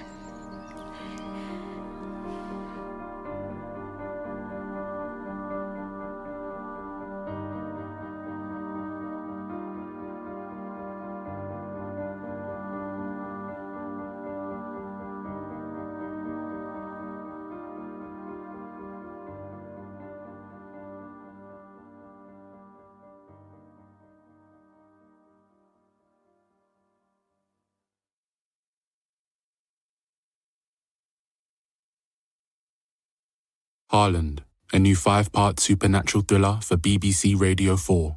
Welcome to Harland, town of the future. Things happen here sometimes, especially at night. The past does not exist here. Police in Harland have appealed for the public's help with the investigation into the disappearance of local teenager Evie Bennett. It's been concreted over and forgotten. The worst of it is still to come. This is only the beginning. She's right. It wants to suck me down into the void and destroy me. And not just me, everything. I'm the only one here at night, but what if it comes for me next? If you really want to understand something, you have to go right to the edge. What is it? Is it something real? It's coming towards you. Sarah, it's right there in front of you. Sarah! Harland, available on BBC Sounds. BBC Sounds. Music, radio, podcasts. This Thing of Darkness, Part 3 by Lucia Haynes. There's sugar on the side if you need it. Thank you. I washed the cup as best I could. Oh, that's lovely. And how have you been this week? Last time we spoke, you said you might have made a new friend. That all went really well. Better than I could have hoped. Excellent. Her name's Melanie. Her baby's called Elsa. I had a really good time. Not too worried about holding a conversation? I let her do most of the talking. You get to know people better that way, don't you? Instead of blathering on. I liked hearing all about her life. And what's she like? Chatty. Her husband, Gary's a security guard, works shifts. She's quite lonely, even though she's always cracking jokes. And her baby likes me. Laughed when I pulled a silly face. Well done. Thanks. I have to admit, I'm really proud of myself. And life at the hostel? It's all good. And I'm keeping up with my journal. I find it helps to get my thoughts down. Sorts of stress out. Has stress been a problem for you? Maybe. Only I wondered why you were wearing that jumper. It's not particularly cold. Sarah, you used to cut yourself when you were stressed. and fire setting took over as a way of managing that stress. So I do need to know if you've harmed yourself. Only a little bit. Do you feel able to show me? Maybe pull up your sleeves a bit? It looks worse than it is. I've put on antiseptic. Ah, that looks painful. As if you had painful thoughts. I don't know. Can you remember what you were feeling or thinking when you did this? I've got no family. There's no one around to give me a hug or even tell me to stop behaving like an idiot when I'm feeling down. So you were feeling low and not able to talk to anyone here in the hostel? What do you think? Do you have any sense of what led up to it at all? What was happening that day? Why does it matter? I think hurting yourself matters, Sarah. Tell me, if you can, what was going on to make you feel down? I'd been walking in the park. I saw all these happy families. There was this guy, one hand gripping the handle on a fancy pram he was pushing. The other was holding his wife's hand, their fingers laced together. What makes you think she was his wife? He was wearing a wedding ring. They looked happy. She was singing Ed Sheeran to their kid. And the guy only had eyes for her. I felt a coldness in my gut. Like ice. Like ice? In what way? You know when everything goes numb? Like that. Which reminds me, you once spoke about a feeling you used to have that made you want to set a fire, back at the allotments with the greenhouses. You remember that? I do. And what you've said makes sense to me. We've talked about the link between self-harming and fire before, and how they can become methods of communicating difficult emotions. So now I wonder, after you did this to your arm, when you felt that icy sensation, did you feel like it needed fire in response? Did you set a fire anywhere? No, absolutely not. I promise I'm not going to do that. Or they'll recall me. I know I keep saying this, but I can't go back to prison. So let's go back. You had that icy feeling, and then? I went and bought a razor, and you can see what I did. It looks worse than it is. It looks like a painful story written on your body, Sarah. And it makes me think it must have taken a lot of effort for you not to start a fire if you were really upset. Did you think about using your journal? I wrote pages and pages. That's probably why I didn't start a fire. I wrote down my rage, my sorrow, whatever. You know, there's nothing wrong with having strong feelings. It's what we do with them that matters. Maybe it was a bit of the green-eyed monster. You felt jealous of their happiness. I imagined myself in that position. You know, like maybe one day I'll meet someone and he'll look at me the way that guy looked at his wife. I understand. If you could have spoken to me at the time, while you were watching that couple, what would you have said? Can you tell me? That I was feeling lonely, missed my dad. And what if I never have a relationship with a man? What if I'm just a weirdo? What if I can't escape my crime, my past? I wonder if it's less about escape and more about putting the past in its proper place, learning and creating a new way of living. Sarah, what would you think about joining a support group for women just released from prison? Seems pointless. I told you I didn't start any fires or commit any crimes. The only person I hurt was me. No, I get that, but you're describing the stress of painful feelings that many women coming out of prison feel. And talking with other people who are in the same boat might be better than hurting yourself. It sounds like you think I'm like some powder keg about to blow. No thanks. Even though Sarah insisted that she didn't need more help, the fact that she was so open with me about her feelings of anger and jealousy was reassuring. I'd known her for 6 weeks, and in that time I'd grown to like her. In her yearning story of the couple in the park, I heard her intense need to find a connection, and it made me wonder if she felt she needed that to survive. We are all social animals, interdependent, but I heard something else there, more akin to a deep craving, the same drive that can compel an addict to go to any lengths, overstep any moral boundaries if they need a fix. I was reminded of something a man in prison for homicide once said to me. I took a life because I needed one. I also thought that Sarah's desire for a relationship showed that she was thinking constructively about the future. People coming out of prison need to believe in life after offending. Much like the trauma group members, they often have an old me and a new me to negotiate, and I really hoped that Sarah could do it. She was still young and she was smart, and she had shown that she could be pro-social, caring for others, working on herself, keeping to the rules. But for all that, I reminded myself that other people's minds are always opaque to us. And after just a short time out of prison, Sarah had reverted to cutting herself. Her lapse back into that kind of a solution for difficult feelings was a worry. The mention of a powder keg was also notable, given her history of fire setting, and it might be concerning. Or it might have another level of meaning. A powder keg holds lethal contents safely and is only activated if it comes in contact with a flame, and she had been very clear with me that she had no interest in playing with fire. In psychotherapy, metaphors like this are always worth noting and thinking about further. And I knew their use was a good indication. It showed me that Sarah was engaged with her mind. Hello, it's good to see you here tonight. What's been on everyone's mind this week? Well, I just want to know if Paul's wife spotted the hidden cameras in the bedroom. It was just the one, and I got rid of it. I wonder what it was about that aspect of Paul's story that stayed with you. It's just a great story. What about you, Malcolm? How was your week? Same old, same old. Went to a dinner party at a pal's. Stole an earring. What? Why? That's bonkers. Oh, I know. If someone pisses me off, I'd take something. And Kathy pissed me off. Who's Kathy? Another journalist. We used to work together on the paper. What did she do to you? She's up herself.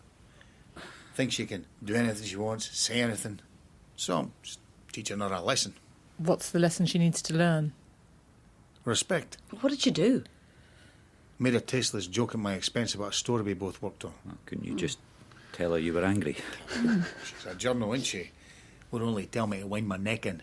So I hit her where it hurts. And Kathy loves her trinkets. And she was anxious when I left, thinking she'd lost it.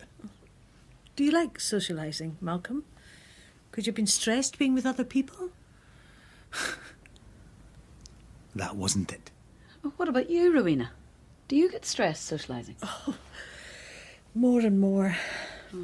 I've been invited to a 20th anniversary party by one of my neighbours. I said I'd go, but I'm dreading it. Well, it might be nice. Change the scene. Well, I have to think about wheelchair access, and people talk to me differently if they see me at all. Yeah, it's horrible, that, isn't it? Yes. People always think they have to speak to you in a special way instead of just treating you like a person. Yes. Could you not get one of your sons to take you? They'd be good company for you, wouldn't they? Probably. But then I have to buy a new dress, get it adjusted so it doesn't catch in the wheels. I love choosing outfits for people. Could have been a personal shopper in another life. So if you want any help... thank you. And how are the children? Oh, I was supposed to go to Edinburgh to see Bethany, but that's not happening. Ah, too busy with her studies? No, we had a bus stop. Ah, because of the overprotectiveness? No, she's dropped out of her course, and I said I would go and see her. Let her talk things through. Look, she's just having a wobble. And then she started to have a go at me. It's no big deal. I used to fight with my mum. It's normal, isn't it? Isn't it? Like mothers and daughters. Oh, I couldn't say. I wasn't close to my mum. Same. Yeah, me neither. Alex, is that a coincidence? Look, none of us are close to our mothers, and we're all in a trauma group. It is interesting, Rowena, I agree. There is good evidence that things that happen in childhood may affect us later in life. And this makes me wonder if people might like to try an exercise today about childhood memories. Oh, I certainly would. Mm-hmm. So this exercise is about what we can remember of our childhoods and our relationships with people who cared for us, usually our parents. Okay. Can you think of 5 words that you would use to describe your mothers? Oh. And a memory that goes with the words? 5 words. Well, I'll go first. Smart, fashionable, organised, fussy, thin. You know, like she'd never eat dessert thin. No, I always thought she looked at the pudding like she'd love to eat the whole lot. I'll go. Organised, thrifty, honest. Oh, clever. She was clever. Pragmatic. Always had a jar with money for a rainy day, she'd say. Malcolm? Kelly, would you like to try? I know this is a new task and it can take some thought. Small, quiet, grey. That's it. Kelly, is this upsetting for you? I know how Bethany would describe me. Liar. Coward. It's a cliche that psychiatrists and psychotherapists always ask about people's childhood experiences, especially with parents. Reminds me of that old joke about the definition of a Freudian slip, when you say one thing but mean your mother. But there is real science behind the earliest connections we have in life. Our memories of how we relate to our first carers generate the stories we tell of ourselves, narratives that we will go on to share with others throughout our lives. So the way someone remembers and articulates those memories can tell us something about how secure their mind is, whether they will seek help when stressed, and how they will manage those emotions we call afflictive: anger, fear, pain, rage, shame, and perhaps also the wish to hurt. Research tells us that if people don't form secure attachments in childhood, they're at greater risk in later life of being a victim, a perpetrator, or both, with all the trauma associated with those identities. That doesn't mean our parents are to blame for everything. Often the problem is the story we create of how we saw them, and that depends on language and memory. Ghost. Weak. Thin. Sad. Desperate. I'm not like her. My mother was always making grand gestures to get Dad's attention. Like when she wanted to do up the house. She never did. I looked it up online. It's been rented out. What was it like, seeing it? Strange. I remember daft things about it, like the coal bunker. It was in the garden. I wish I could have gone to see it, but it's in the exclusion zone, so... Why would you like to see it? Memories. When we used to get coal, we'd store it in there. The driver would give me a lollipop. We stopped getting coal when I was in my teens, so I used it as a wee hidey hole. Hiding from what? The outside. It was so private. I could draw in peace. There's not much left of my old life. Do you have anything belonging to your parents? Oh, this jacket. It was my dad's. It's massive on me, but keeps me warm. I remember him wearing it when we lived in Germany, coming home. We had a routine. I'd wait till he'd hung up his coat, straightened the sleeves, put his boots at the door, neat lines. That was part of the fun. Wait for it, he'd say. I was there like a sprinter ready to run the 100 metres. When his boots were lined up straight, he'd look down and lift his eyes slowly. As soon as we made eye contact, that was my signal to go. I'd run into his arms and he'd scoop me up, laughing. His cheeks were always cold and I'd try and warm them up with a big kiss. And then he'd tell me a story. It was only years later, when I was in prison, I realised he was telling me about his day, how he felt. Do you remember any of the stories? No. Your dad knew how ill your mother was. What was it like being left alone with her? It was a compliment. He must have really trusted me. He'd seen how I'd managed before.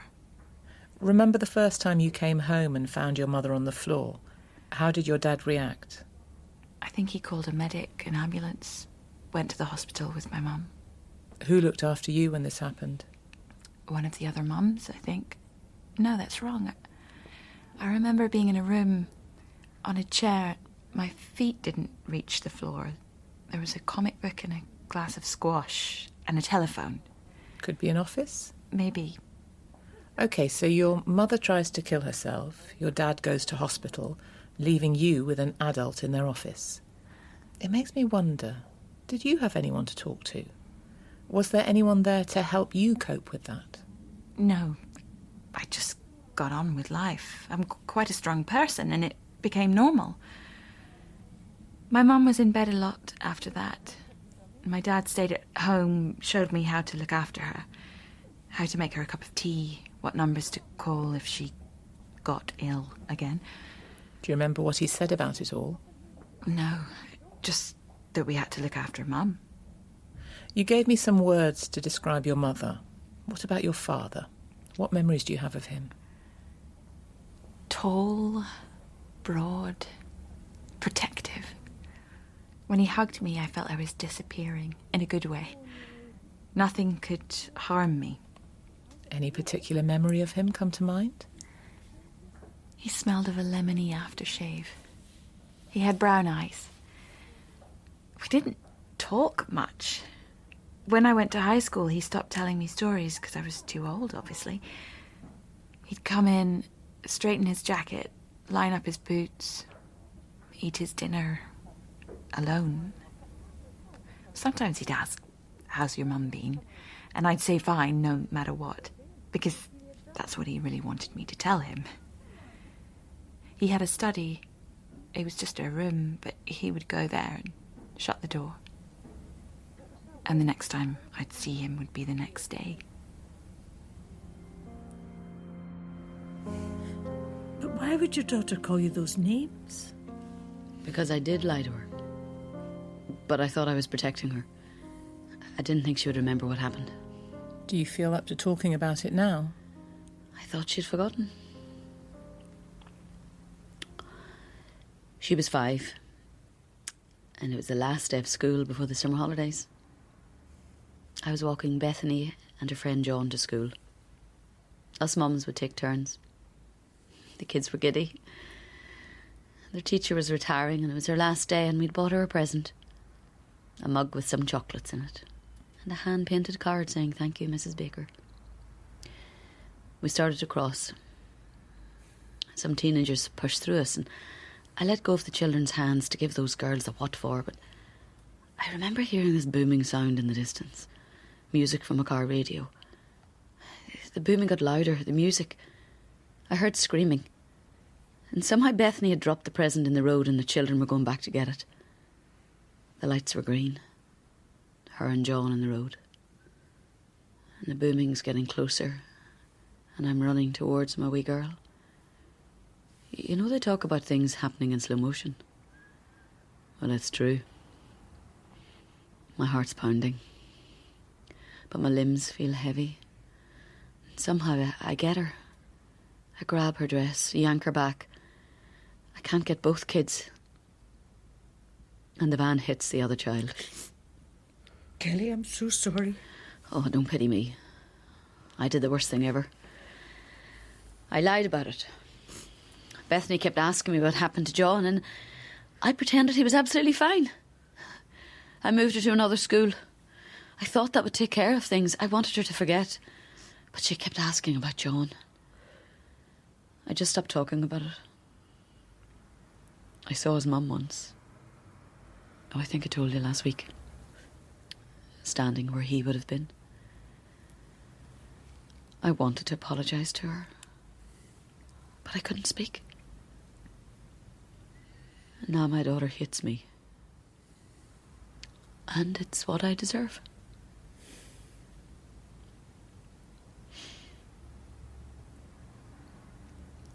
You did what you had to do. How could you save 2 kids at once? I've traumatised my own child. She's dropped out of uni. Not because I was too weak to tell her the truth. You saved her life? Why not explain to the whole family what happened? Go to a restaurant, a neutral location. What would you like to do, Kelly? Invite you along. Let you tell them. You'd put it better than me. You know, I think... Go on. I think Kelly's a good mum. My ex-girlfriend's mum, she was a right oddball. I mean, maybe that's why Sarah was the way she was. Everyone should get trained before they're allowed to have kids. It would solve a lot of problems. What skills should a good parent have? Love. And telling the truth. Love and the ability to run a house. Respect. My mum and Ros are organising my son's christening. I thought it would be close family only, but my mum's invited everyone. And Ros thinks we should keep the peace because my mum's going to be doing childcare when Ros goes back to work. Do you have a big family? Yeah. My cousins and aunties are all coming over from Donegal. Pisses me off. Can you help us to understand what bugs you about that, Paul?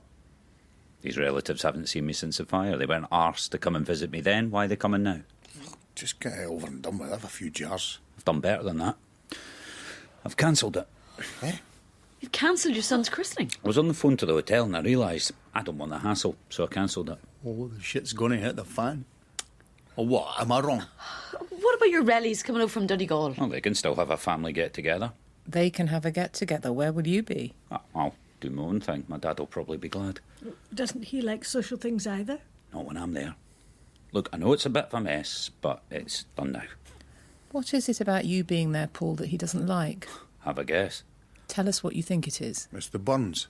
He's still your dad. And your relatives, well, they must have seen you in photographs or something. No. My mum used to do a family Christmas card with us all on it. First year with the Burns. I wasn't there, of course, but I've never been reinstated. What's that like for you? Yeah, it hurts. Because I don't look perfect. I'm not including family things. Well, except when it suits her. Right, I get it now. What'd you get? Well, you work nights. The money's better. I have a young family. No one can see your scars. You're hiding. Yeah, at least I'm not stealing from my mates. What's this really about? What's your anger about, Paul? I want people to treat me like a human being. And to be left alone. It's too much, all these people staring at me or pretending that they're not staring. I don't know which is worse. No one knows what to say. I feel like a monster. Always on show. I'd have to hold Noah at the christening. I can't do it, so I'll be twice the freak I already am. They'll be talking about it for years. That does sound really hard. Yeah. I wish I could run to the hills. Or you could just go to the ceremony, tough it out. Family's family. If you could do anything now, Paul, what would you do? I'd disappear. I can't tell Ros that. Isn't cancelling the christening a way of telling her that? And you're repeating what your mum did to you with the family Christmas card, erasing yourself. It's my choice this time. And what about Ross? Letting go. That trite little phrase sounds so easy, doesn't it? Just open your fist and hey presto, the sand drifts softly to the ground. But it doesn't work like that for a lot of people. I try to start by getting my patients to work on just loosening their grip, bit by bit. The process is highly individual. There's no set timeline or certain cure, and it can be really challenging. This is particularly true for people with PTS, who are grappling with their past while still dealing with important things unfolding in real time outside the therapy room. Work, family, births, marriages, deaths, and all the while that sharp pain of trauma keeps coming up, rending the fabric of daily life, breaching their peace of mind. This is why we say people have to get on with trauma, not get over it. And you can't put life on hold while you address past pain. The work of trauma therapy is not about recovery as much as it's about discovery, finding a new way of being. And if we think about discoveries of any sort, they are rarely straightforward and usually involve taking a lot of chances, doing some experimentation. You may stumble and feel you're failing at times, but as Samuel Beckett says, you fail again and fail better. This is how it works. There are no shortcuts.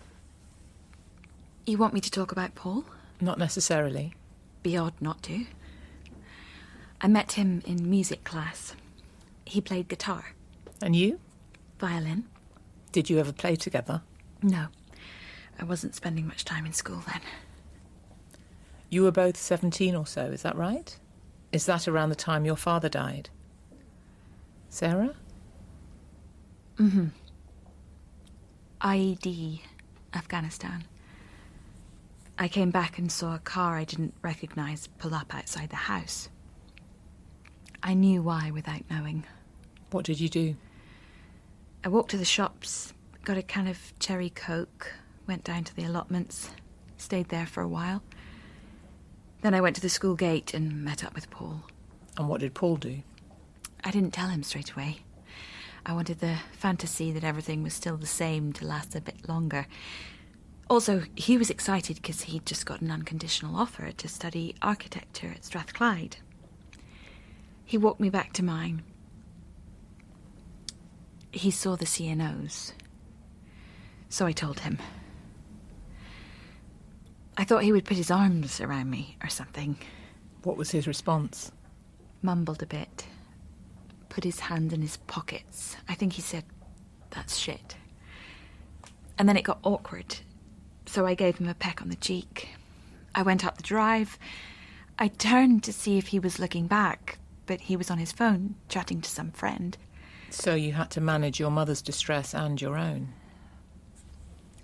I thought Dad wasn't dead. I thought he'd faked it to get away from Mum, and that he'd come back for me. Then as the weeks passed, I realised he'd really gone. And by then you and Paul? He'd gone to uni. And you were alone with your mother? Time was standing still, really. The pair of us mooching around the house. I'd ring Paul. Sometimes he'd pick up, other times he wouldn't. I didn't know whether I was his girlfriend or not. He never officially dumped me, or even called me his girlfriend, if I think about it. And when he went to uni, all he said was, "See you later." What did that mean? Next weekend? Next month? Next year? That was a very tough period for you, losing your father, your mother's poor mental health, and then Paul left. How did you manage? I think you can guess. Why don't you just tell me? Razor blades. Fires. We've been talking about how that was a way of communicating for you. What do you think you were trying to say, and to whom? I wanted Paul. What did you want from him? I wanted him to tell me why he dumped me when I'd never needed him more. So you contacted him? I had to. I never knew where I was with him. He ignored me when he was away in Glasgow and wanted sex with me when he came back home. I knew he was sleeping with other girls because the sex was better. I asked him what I meant to him, like, was I his girlfriend or not? What did he say? He didn't believe in labels. Said, why couldn't we just carry on the way we were? I wanted to know why I couldn't speak to him during the week, why he never answered my calls. He'd just kiss me and tell me to enjoy the moment. And I'd go along with it, because I had nothing else. I was afraid of losing him. What do you think now? Maybe he was afraid of showing his feelings. If I'd been more patient, instead of ringing him like a mad woman. What made you think that? He changed his number. And what was your response to that? Well, obviously I'd messed up. So I needed to apologise. I went round, left presents. One time a scarf that had belonged to my dad. I bought him a sweatshirt, chocolate, socks, ordered him meals. I was trying to say sorry for being OTT. I just needed him to tell me one way or the other. So one time, when I went into Glasgow to get a tattoo, I went to see him. I thought he'd be pleased. When I was in art class, I'd put a wee butterfly at the bottom of my artwork. He always said it would make a great tattoo, so I wanted to show him. And to ask him where I stood. I saw him outside a lecture theatre.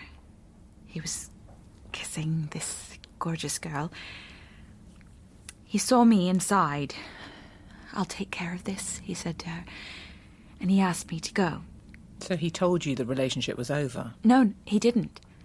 He didn't want me coming round to the lecture theatre. And that was fair enough. I didn't go back there. I'm conscious you were dealing with a lot, and now you'd seen him with another girl. All this is in my records. We're talking now. We don't need records to discuss this. I'm wondering if you can tell me what you were thinking at the time of the offence. I don't know if I can. Memories come back in fragments. I must have blocked out a lot of what I did. I understand it is difficult to remember all the details. Perhaps you recall how you decided to do it, the discussion you had with yourself. I just wanted to get him to talk to me. I didn't want to hurt him. I loved him, and he was all I had. Did you have him, though? You saw him with somebody else. I had that horrible feeling of the ice. I heard him introduce her as his girlfriend. This is my girlfriend, Amy. We'd gone out for a year, and he never once, not once, called me that. And they'd been together 4 months, and he was smitten. My girlfriend. What was wrong with me? You remember thinking that there was something wrong with you? I'd been to the uni to drop off a letter. He didn't see me, but I heard him. You see, I did try other ways to communicate with him. Wrote letters that he never answered. And when was the fire? A couple of weeks later. I know what you're thinking. What am I thinking, Sarah? You think I'm horrible. And it was horrible feeling that way about Paul. It was so intense. Do you know when you can't get a song out of your head? What do they call it? Having an earworm. Like an obsession. He was like that for me. He kept playing in a loop in my head, and I couldn't get free. He was all over my house, in the streets where I walked, the shops, the loch, the allotments. There was nowhere to escape the memory of him. I was trapped. So do you mean setting the fire freed you of Paul in a way? I just wanted it all to end. I bought the petrol, filled up the container, put it in my rucksack. No one paid me any attention. Well, I had to show my ID because people always thought I was younger. And then I set off for the uni. Can you remember what was going through your mind? Nothing. I switched off. Felt calm. What did you think would happen? There'd be a little fire. Sprinklers would kick in, and he'd have to come out of the building. He couldn't ignore me anymore. There wasn't the security there is now. I just slipped in, sprinkled the petrol everywhere, and lit a match. I had the sense that the loss of her father had shifted Sarah into a new gear. Her teenage feelings for the hot guy in her music class escalated, acquiring a different quality, much like a fire that jumps a boundary and cannot be contained. I think I was left feeling that there was still heat in her attachment to Paul, because I'd seen evidence that this was stressful for her, enough to reignite her wish to self-harm. I was willing to believe she hadn't tried setting any actual fires, but I couldn't assume that would remain true. She had clearly described to me an old pattern of moving from cutting to arson. I would unpack these impressions with my colleagues, get their viewpoint. I'm grateful that I don't have to work in situations like this alone. It's the teamwork, the mutual support and shared responsibility that drew me to forensic work in the first place. We all need someone to lean on, right?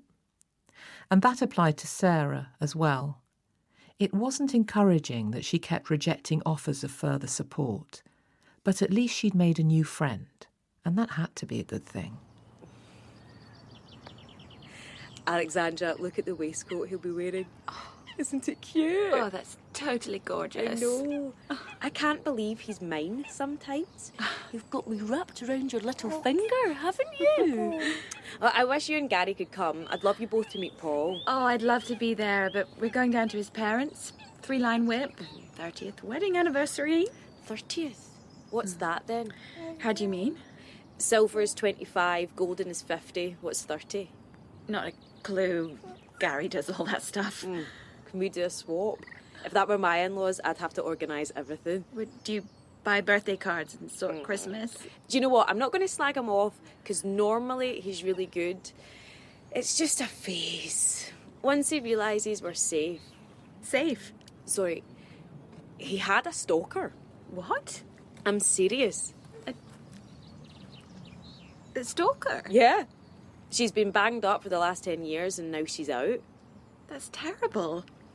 Is she phoning and hassling him? That's just it. I don't think Sarah's bothered. She's getting on with her life, probably found some other mug.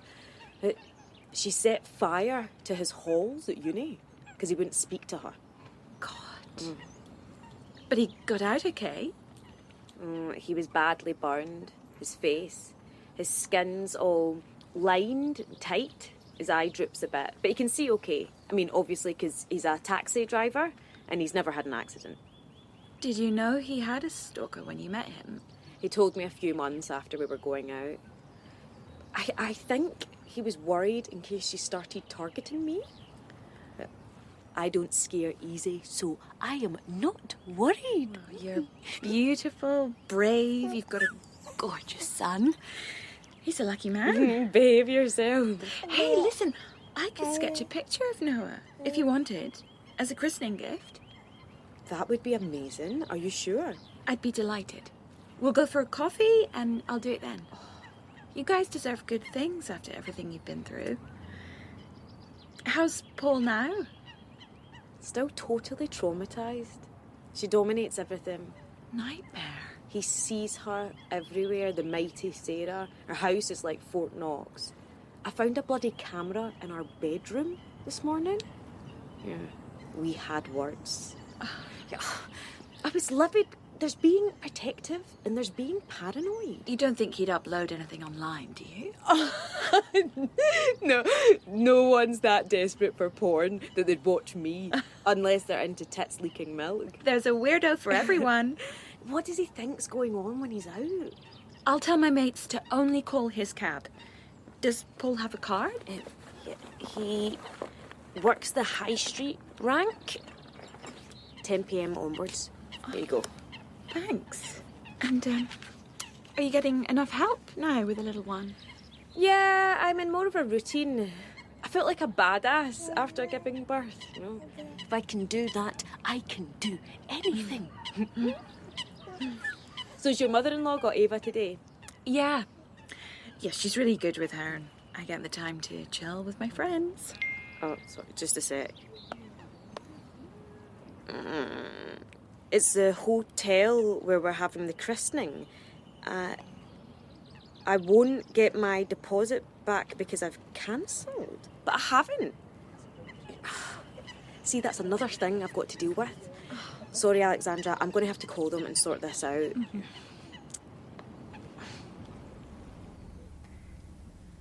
I was a bit obsessed with Paul. I can see that now. So what would you like to say to him if you could? Too many things. Like? I'm sorry for everything. Okay. It's almost time for us to finish for today. Do you have your journal with you? I carry it with me all the time. If I left it in my room, someone might read it. Great. So would you like to use it now and try to write down what you'd say to Paul if you could? When we look back at the year before you set fire to Paul's building, there's grief. My dad. Trauma. Our old friend. A lot of pain. It seems to me no one was listening to you, and you had very little support. So writing a letter to Paul and giving it to him... Metaphorically. You can always rip it out and throw it away. It's just a symbolic action. Come on, let's do it. You can read it out loud if you want me to be a witness to it, or to yourself. I'll read it out to you as I write it. I don't know how to start, though. Whatever makes you comfortable. Okay. How are you doing, Paul? I can imagine it's a bit of a surprise hearing from me after all this time. Please, don't be scared. The last thing I want to do is hurt you. And I'm sorry for every second of pain I've put you through.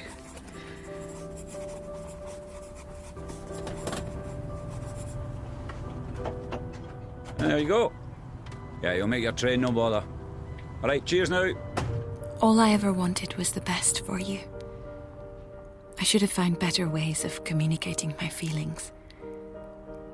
I was so lonely when you left for university. I felt abandoned. Words evaporated, failed me. I could only speak with fire. Hey. Hey, you alright? Yeah, is everything okay? I've had the weirdest call today about the christening. Don't worry, I sorted it. Look, I think they got us mixed up with another booking. It's all good.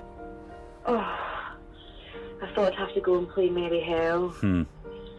Right, stay safe. Okay. I've got no one here. Hold on. Say night-night, Daddy. Night-night, son. I'll see you later. Love you both. I felt used. My heart was broken. I was fragile. And you were careless. But I forgive you. And I hope you can forgive me. There'll always be a part of me that loves you. But I have to let you go. Hey, we have two, love. How you doing, Paul?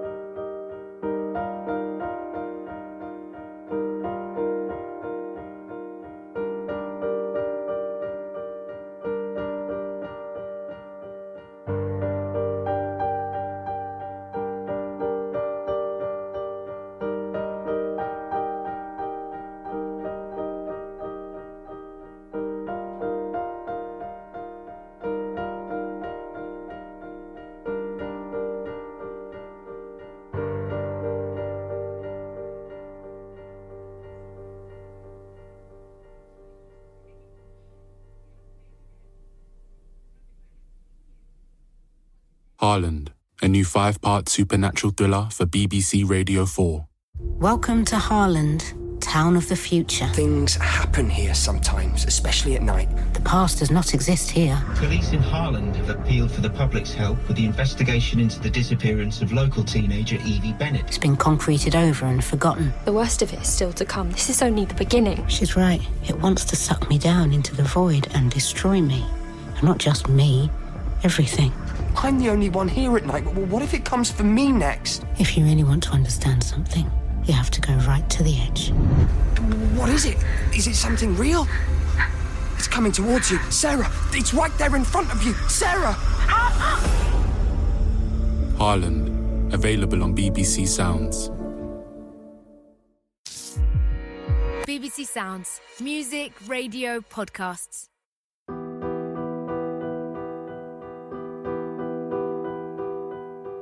This Thing of Darkness, Part 4 by Anita Vettesse.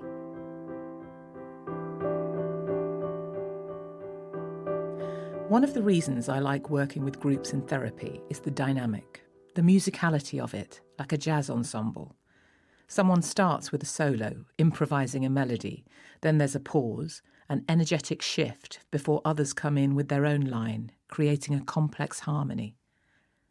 The art of running a group is to allow for that flow and not to worry too much about any interruptions or silences in between. The early group analysts called themselves conductors. I like that. We're feeling the rhythms in the room, guiding as the song builds, sometimes cueing a soloist we haven't heard from yet, but mainly letting the threads of different notes and spaces unwind as they will. We were 5 in the trauma group that day when Paul started to talk, the 4 patients and me gathered in our usual circle. Rowena had been developing an emerging theme about memory, describing how she'd been trying to work her way back to the time before her injury, concentrating on the hours beforehand when it had seemed like just another day. To everyone's surprise, Paul, who had not contributed much till now, took a cue from her. Once he'd begun, it was as if he couldn't stop. It happens. The others knew that. They'd been in the group a little longer, and like seasoned musicians, they could sense that it was time to let him riff. And Tariq and I had just grabbed a KFC coming back from Five-A-Sides, like we were starving. We stuck on the telly and got ready to tear in, but my phone rang. And it was Sarah. I'd had about 20 missed calls and 10 voicemails, and that was just during 5-a-sides. What, was it usually more? Oh, God, aye. Like texts, calls, voicemails. It could be up to like 50, 100 a day. Bloody hell. Yeah. Not to mention, like, handwritten cards, gifts, letters, teddy bears, her dad's scarf one time. And her underwear, too. That was interesting. Oh, well, it's not unusual. We've all done that when we were young. It's romantic. I've not. Aye, well, you're not what I'd call romantic, Malky. I've had my moments, Kelly. Rare, yes, but I've had them. Well, like, we'd split up before I went to uni, so, like, it was unusual. I know where this is going. 2 words. Glenn Close. And I'd stopped listening to her voicemails for a few weeks at this point. I mean, you know, over time I'd learned that they were going to be one of two things, abusive or hysterical, and, like, Amy was starting to get freaked. Amy? It's a girl I was kind of seeing at the time, like, casual, like. Oh. So, that night, I let it ring out and got stuck into my scran. You know, but she wouldn't let it lie. Turned the ringer off, but I kept seeing her name flashing, so I grabbed the phone to switch it off, but Tariq nabbed it off me, and he answered it. He had a mouthful of chicken, and he told her to stop calling me because her nuggets were freezing. And I burst out laughing. Tariq was pissing himself too, told her she was a psycho biatch and to leave me alone. Yeah, it worked for about 10 minutes. We had peace. Then she started calling again. And this time I answered, and all I heard was this weird crying, like, you know, like she couldn't catch her breath. I told her to just calm down, we'd talk tomorrow, but she wasn't having it. Kept saying that, you know, that's what I always said, and I never followed through. She needed to speak to me tonight. She wanted me to come down and meet her at the door. Well, she was outside the halls. Aye. She had a habit of turning up whenever she felt like it, unannounced, and tonight was no different. Oh, that's your Boyle the Bunny right there. And that's no the half of it. Aye, so I got up, I looked out the window, and there she was, like some horror film, talking to me on the phone, looking directly at me. And by this point, Amy had come back from the union, blazing, drunk, told me there was some mad bint ranting at the front door, shouting my name. Tariq told her it was my ex, so Amy tried to grab the phone off me, but I told her I was dealing with it. And so Sarah, on the phone, started yelling crap about, I don't know, chicken nuggets taking precedence over her. I told her I was going to put the phone down and call the police if she didn't leave, but then she suddenly became nice. Like, begged me to just come down and meet her to talk. She even got down on her knees, rocking back and forth, crying, saying she had no money to get back home. I had to help her. She looked so scared and small and lost. So I told her I was going to come down and give her the money to get home, but she had to promise me that she'd leave right after. But when Amy heard me say that, she went nuts and ran to the window, started yelling down at Sarah to piss off and have some dignity, and that she was going out with me now. And I saw Sarah's reaction on hearing that, and I knew. Knew what? That something had shifted. Huh? What? And at the time I couldn't say exactly what it was. I just had this overwhelming feeling of dread. Had you actually told her it was over? Aye. Maybe she still thought you were a thing. What? No, she knew. The night before I was due to go to uni, she was making plans about coming up to stay the following weekend. I told her to let me settle in, but I don't know, she wasn't having it. She said she'd bought her ticket and I'd have to meet her off the bus end of. And later that night, she started going on about what pubs I was going to take her to when she came up. I said I didn't want her to come just yet, so we argued. She started to throw stuff at me, saying I had to admit that I wanted to end it, and when I eventually did, she stopped yelling and, like, stood still. Didn't move for ages. Just stared, not at me, but just beyond my head. It was weird.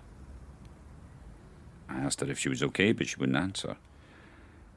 And I kept trying to explain to her why.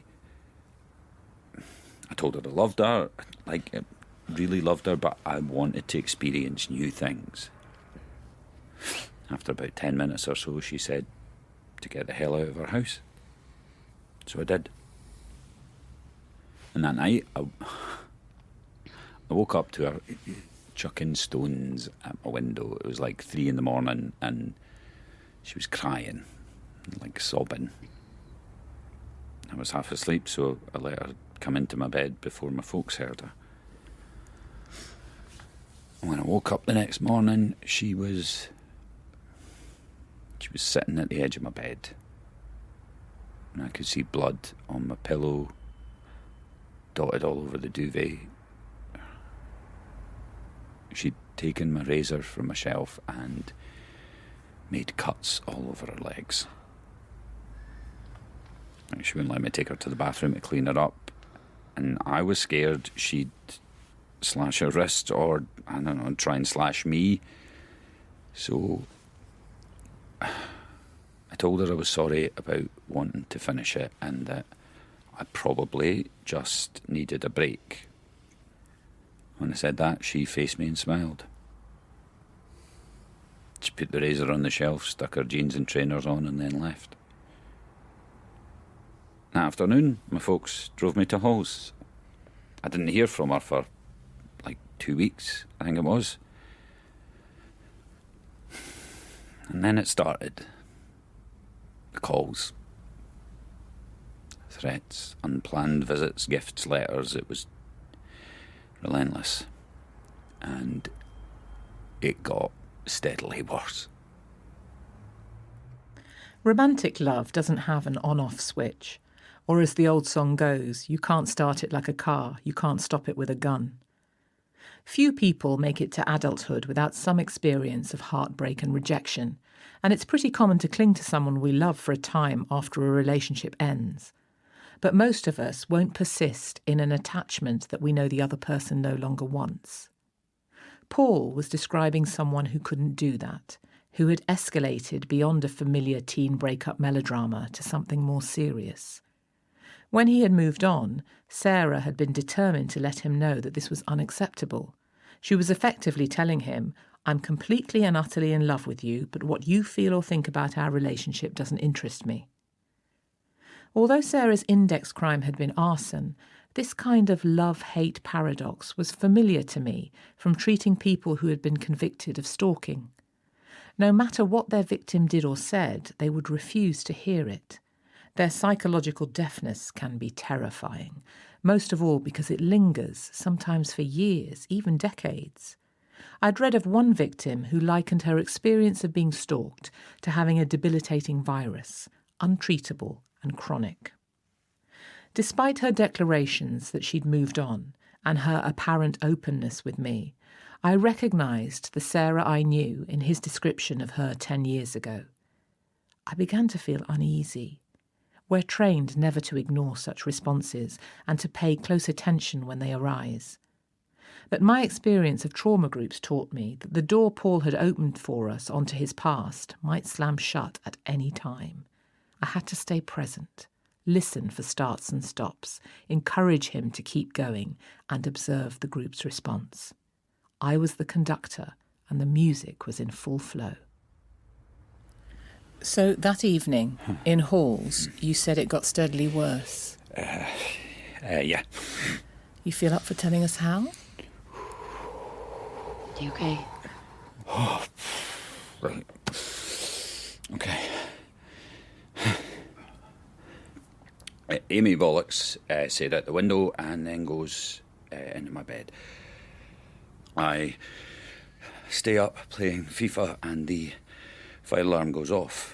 I'm thinking it's Sam sparking up a toke. I yell at him to open his window, but he He appears in the kitchen and says he's been studying. Suddenly, folk outside start screaming to get out. It's only then I smell the smoke, but I've got no idea where it's coming from. I can hear fire engines in the distance. Tariq goes out into the stairwell, runs down to the first landing, opens the door, but when he does, flames blast through and he falls back. I run down to help him, and then suddenly he just shoots up, pulls his jersey over his head and screams, "We need to run for it." I scream back at him to stop, but he's gone. I bolt back up the stairs into my room and I wake up Amy. She's still half cut, so I lift her literally and lean her against the door. I try to open my window, but it has a safety catch, only opens a few inches. I grab the duvet from my bed. I tell Amy that we have to make a run for it. I pull her down the corridor. The whole time I'm yelling for Sam and Casey, but no one answers, so I presume they've got out. And did they? Yeah, but they weren't in a good way. I remember this. Yeah, me too. It was all over the news. It was a huge story. Yes, it was awful. Yeah. So, how did you and Amy get out? The only way out was to follow Tariq. Genuinely, there was no other way I could think of in that moment. The fire was spreading so quickly. I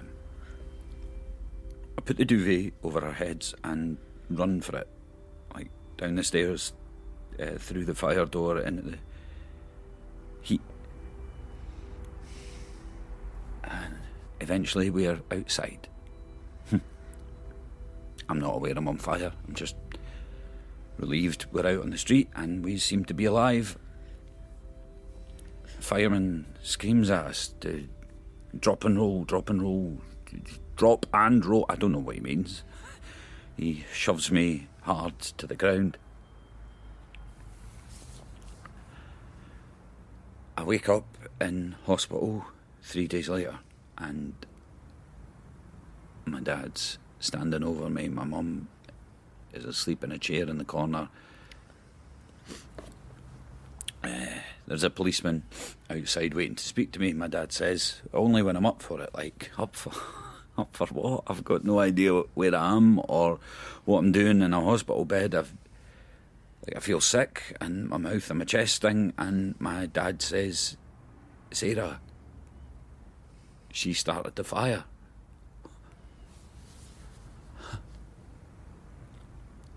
The same person who got my cab last Friday night. I said, how are you doing, Paul? It's me, Sarah. I know who it is. Your face. Get out. Look at you. Get the hell out of my cab. I just need 5 minutes. That's all, please. You are getting bugger all. What are you doing? What does it look like? Please. Get out. 5 minutes, that's all. Like... You're hurting me, stop it. I just want to talk. Let go of the handle. People are looking. You know what? I don't give a shit. Get the hell out of my cab. They're coming over. Believe this.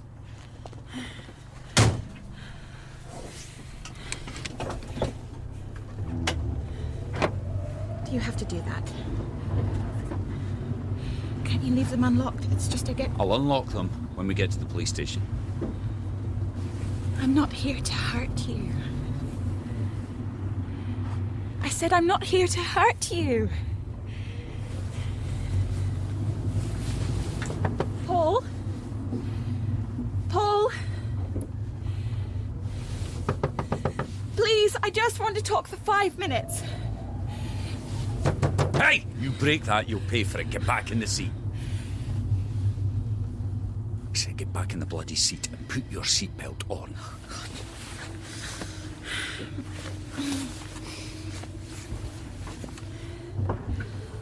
You can't be anywhere near me. I know, but... You break licence, you go back to jail. But I just need to give you something. No, you don't.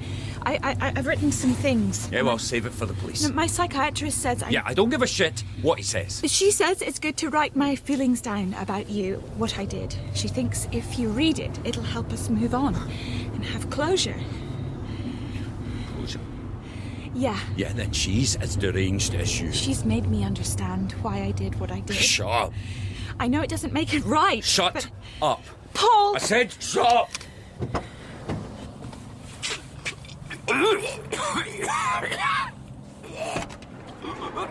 Paul, you okay? I have water.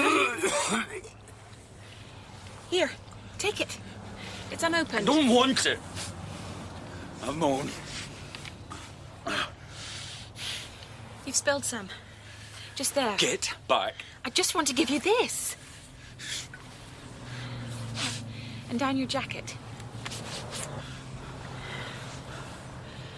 It's so good to see you. Go to hell. You need to piss off. Like now. You can't be anywhere near me. You going to answer that?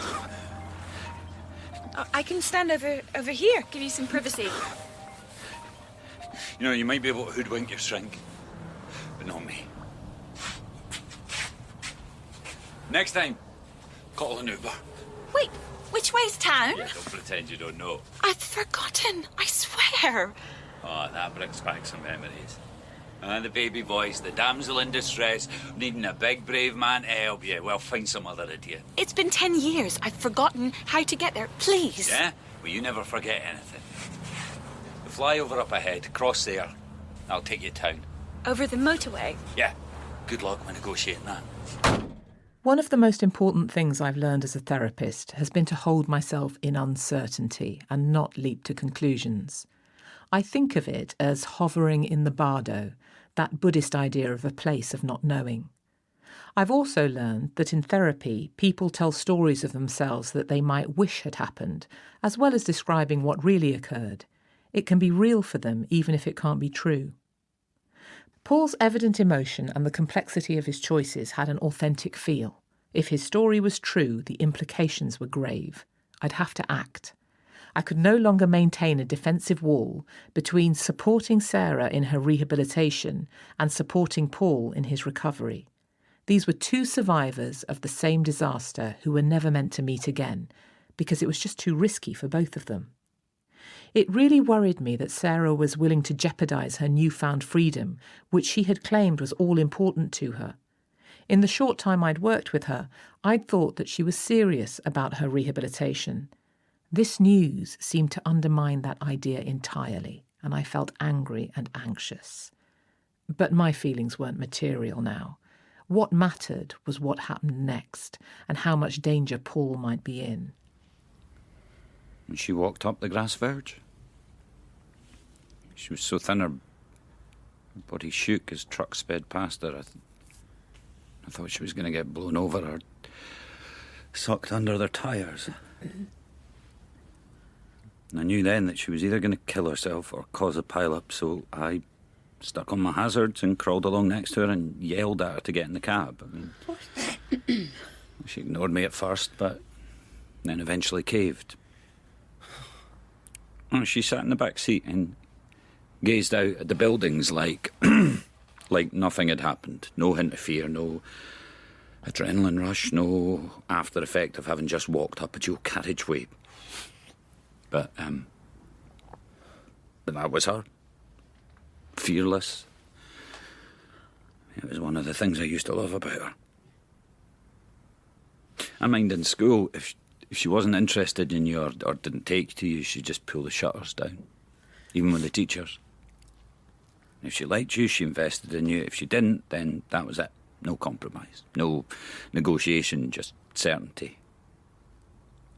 And that made her both terrifying and irresistible. Irresistible? Man, she sounds bloody nuts. What do you mean irresistible? What? I don't know, I just... You made her irresistible then or now? What's on your mind, Rowena? I'm interested in the word. Why that word specifically? Well, it's suggestive. It implies something out with our control. I didn't mean it that way. Then how did you mean it? I'm trying to explain. Or find excuses? Give the guy a break. Well, boys together, of course. Oh, don't start that. Look, what's so hard about answering the question? Dr. B said this is a safe space, and to be truthful, she said that. So, be truthful. I got her back in the cab. I had no idea where I was taking her. I just drove around. To the police station, you said? No, I wanted to, but we were miles away, and I was wary. About what? What? No, I knew what she was capable of. I knew that if I stopped at a police station, she probably would have said that I abused her or tried to assault her. But she said she just wanted to talk, explain things. Oh, Sarah never just wants to explain anything. How do you know that? What, she did this to my face and torso the last time she felt like a chat, so... Paul, what's going on now? What are you thinking? I needed to keep driving. To think. But it was hard to get a clear head when she was staring at me like that. Like what? Like... she loved me. Like, really, really, without question, loved me. Is it irresistible if someone shows you that they love you so much that they'll never stop trying to be with you? C.S. Lewis talks about the 4 kinds of love: affection, friendship, erotic love, and charitable love. But I wonder if there is a 5th, deluded love. Naturally, the French have a term for it: mad love or amour fou. Deluded lovers lose sight of reality, blind themselves to what they don't want to see. As Paul's story unwound, I found myself wondering who was deceiving themselves more, Paul or Sarah? Do you own the cab or rent it? I'm being ignored. Of course. Why don't I just talk and hope some of it lands? It won't, so don't even bother. Lover's Lock? You've brought me here. Not for any sentimental reason. It's near your mum's. You can walk home from here. That's thoughtful of you. Take it that's where you're living. I haven't been back here since you and I Get were here. out. I said, get out.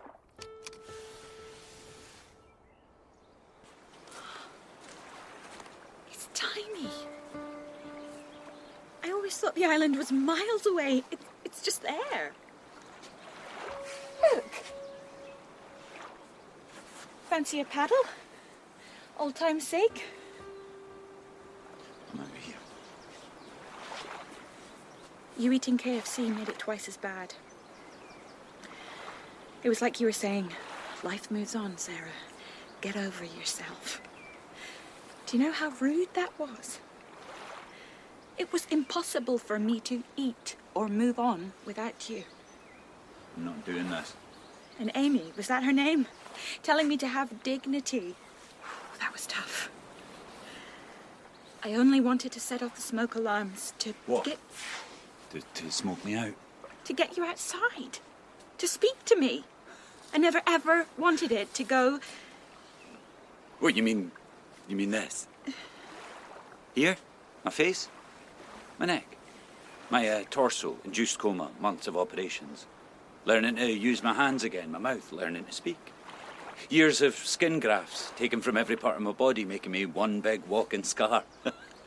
The weekly pain clinics, constant infections, scouring the streets at all hours for illegal analgesics to stop me feeling like my skin was about to tear open, it was so stretched. Or turning up at Amy's house and begging her parents to let me see her and them screaming, hadn't I done enough? I needed an explanation. It was obvious. Not to me. No, of course not. Not to you. Because no one ever said no to you, and if they did, you either had a tantrum until they said yes, or you hurt them. I called for help. I tried to shout up to your window to warn you. I kept ringing your mobile, but it was switched off. Because you were harassing me. You harassed me, Sarah, and then you burned down my dorm and destroyed 3 people's lives. You left without saying goodbye. No, Yeah. you are not blaming me for I'm this. not. You burned down an entire building because I didn't answer your calls. We spend every day together. Every Okay, I am day. definitely going For a now. year and 2 weeks, we were inseparable. Then you just stop. Well, things end. Oh, yes, but I told you it was over. after I prized it out of you. Well, yeah, because when I told you, you reached for a razor. That's what people do when they love someone and they don't want them to end it. 5 minutes is over. Oh, you had your big new life in the city and you left me with nothing. What? You could have had all that. You had the brains to go to uni, but you always thought you were better than everyone. The teachers, the exams, not the conforming. I didn't think I was better than anyone. It just didn't interest me. You interested me. Nothing else mattered. See, that is the creepy bit. Is it? Yeah, trust me, it's creepy. I don't think it is. Most people, listen to Adele for a week and they get pissed with their pals and move on, but not you. I had no friends. I wonder why. I was too busy supporting you. And that's the story you tell yourself, is it? All the plans we'd made about getting a flat together to do what the hell we wanted, gone. You promised me we'd do that. I was 18. I don't care. I believed you. Well, that's your problem. No. Has it slipped your mind the countless trips that I paid for up to Glasgow so you could get to know your new university world? And what did you do every time we came back from one of those trips? You'd crawl into my bed and cry like a baby because you were scared. Scared of the big bad world. So I'd have to crawl in beside you and hold you and kiss you and tell you it was going to be all right. Then you'd calm down. Then tell me to get undressed. Then we'd have sex and everything was restored. You done? Oh yeah, done. I've gone over my 5 minutes. I can only apologise. What are you doing? What's it look like? Right, you can't swim. Oh, don't worry. I'm not going to try and top myself. I'm not my mother. Oh, yeah, Harriet finally copped it. Natural causes, though. Watching Pointless, would you believe? Oh, yeah. You have to laugh at the irony.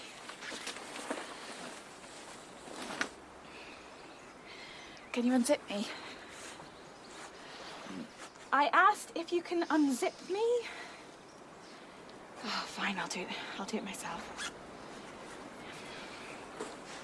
My mother was always nicer when you were around. People walk the dogs here. So? You're half naked. Who cares? It'll brighten up their evening. Bra?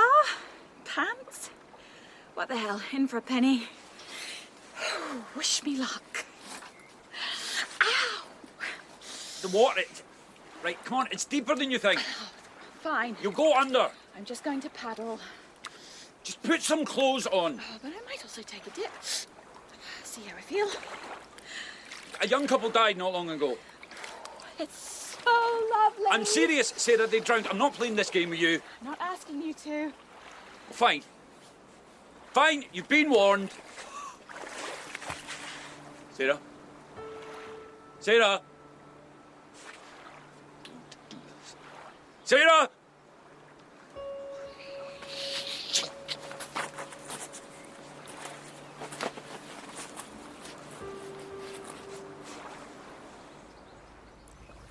So you went into the water after her?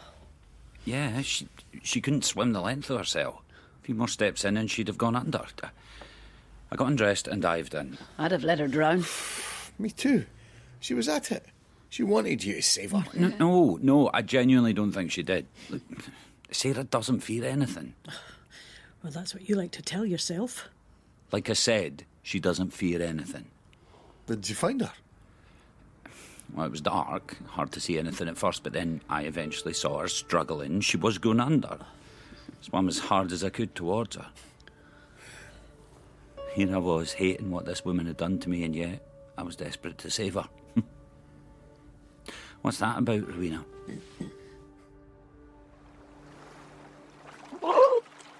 What the hell are you playing at? What the hell are you playing at? Drowned. I'm perfectly fine. I could stand, look.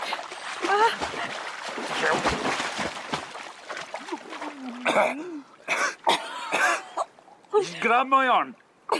What are you doing? Put it around me. Okay, now the other one.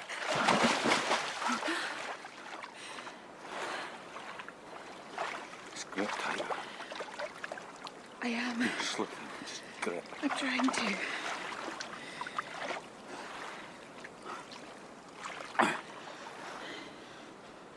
You okay? No, I'm hurting you. Your scars, I'm hurting you. You're not. Just hang on. Hold tight. Tighter. Okay, we're nearer the island than the shore. I'll take you there. Then we'll rest for a bit and swim back. It took about 5-10 minutes to get to the island. Oh, my skin was hurting from Sarah clinging to me, her hands wrapped around my neck. I was hot, like a sunburn. Like we didn't speak the whole time. I just focused on the trees ahead, felt her breathing on my neck. It felt like... No, she never learned to swim. I don't know how many times I tried to teach her. She just wouldn't do it. She wasn't interested. I used to get so frustrated. But she'd just laugh and say, why do I need to learn? I have you to be my lackey. And were you? What? A lackey. Well, I took on that role, yeah. With her mum, too. Did she have a relationship with your family? No. I told them she was a mate. Oh, not a girlfriend? No. Why not? They would have slagged me off. Sarah was eccentric or posho, not the girl next door. Oh, were you worried what they'd think of you? Yeah. But I was more worried about what Sarah would think of me if she got to know them. My dad was a spark. We had dinner at 5, bed by 10. Visited my gran every Sunday, fish on a Friday. Sarah had none of that. Sarah had chaos, and back then chaos drew me like a moth to a flame. Moth to a flame. That's ironic. And what about now? No. It doesn't interest me now. What was it that interested you about Sarah? I enjoyed what privilege felt like. It felt powerful. Oh, if it felt that good, then why split up with her when you went to uni? Because it began to irritate me.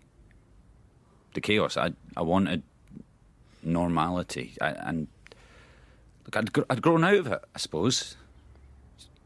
Grown out of her. What? Nothing. You're looking at me. You're looking at me? Yeah, well, we're sitting stark naked in the middle of a loch. It's not how I thought the evening was going to pan out. Yeah, me neither. I've got skinny. You haven't. I forget to eat. I always had to remind you. I set an alarm these days. You don't have to hold it in, you know. What? Your belly. I can see you holding it in. I'm not. I like it. I'm not holding it in. I'm going back now. It's getting cold. I feel fine. I don't. Do they hurt? The scars? Can you stop staring? Can I touch them? Can you just stop? Just please. I still see you. Who you were. Before I did this to you. Nah. Enough. I didn't mean that This like is messed up. You're messed up. We shouldn't be here. We're going now. I'm sorry. Now. You go. I want to stay. You can't swim. Just go. And how will you get back? I don't know. But I don't want to go. Not yet. Okay, fine. Stay. I want to see if it's still there. Is it? Yeah. How do you know? Because I've seen it. Recently? Yeah. How recent? A week? A month? A year? A few weeks ago. Did you check? I swim here. When it gets sore. We were one of the first. Not anymore. There's about 200 padlocks there now. 200? That's 400 people in love. I'm going. Just let me see ours. No, I'm getting in the water now. You can stay here till someone finds you in the morning. I don't give a shit. Paul, wait! I'll come. Okay, you can get on my back properly this time. There must be an easier way. Or I can carry you. Well, then you'll go under. No, it only goes up to my chin. Carry me how? Oh, in front, like in front. How? I don't know how else to say it. Taking me over the threshold. Are we doing this, or what? Sorry, inappropriate. Okay, put your arms around my neck.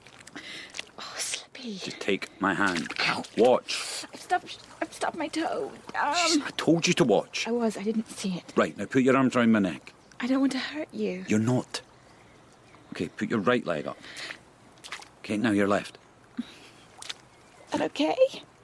Yeah. I'm hurting you. Why have you stopped? Just give me a minute.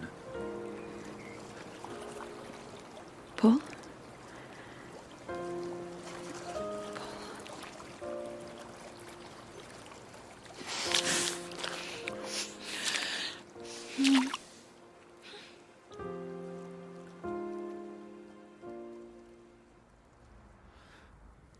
I felt her nails making indentations in my back and the water doing what it always did. Soothing me, cleansing me. I was the person I once knew. I must have drifted off after we... like a deep sleep. I don't think I've slept so well since before the fire.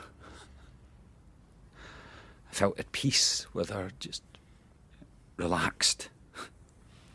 I'm interested that you describe that feeling for someone you've told us you were also fearful of. Yeah. What's that about, do you think? Control. Control of? Well, the fear was in front of me. I could manage it. By taking advantage of her. That's not what happened. You slept with a vulnerable young woman. We both wanted it. Oh, so that makes it all okay. No, but... And what about your wife? Did she ever come into your mind when you were with Sarah? Oh. If you want to know if I feel guilty, then yes.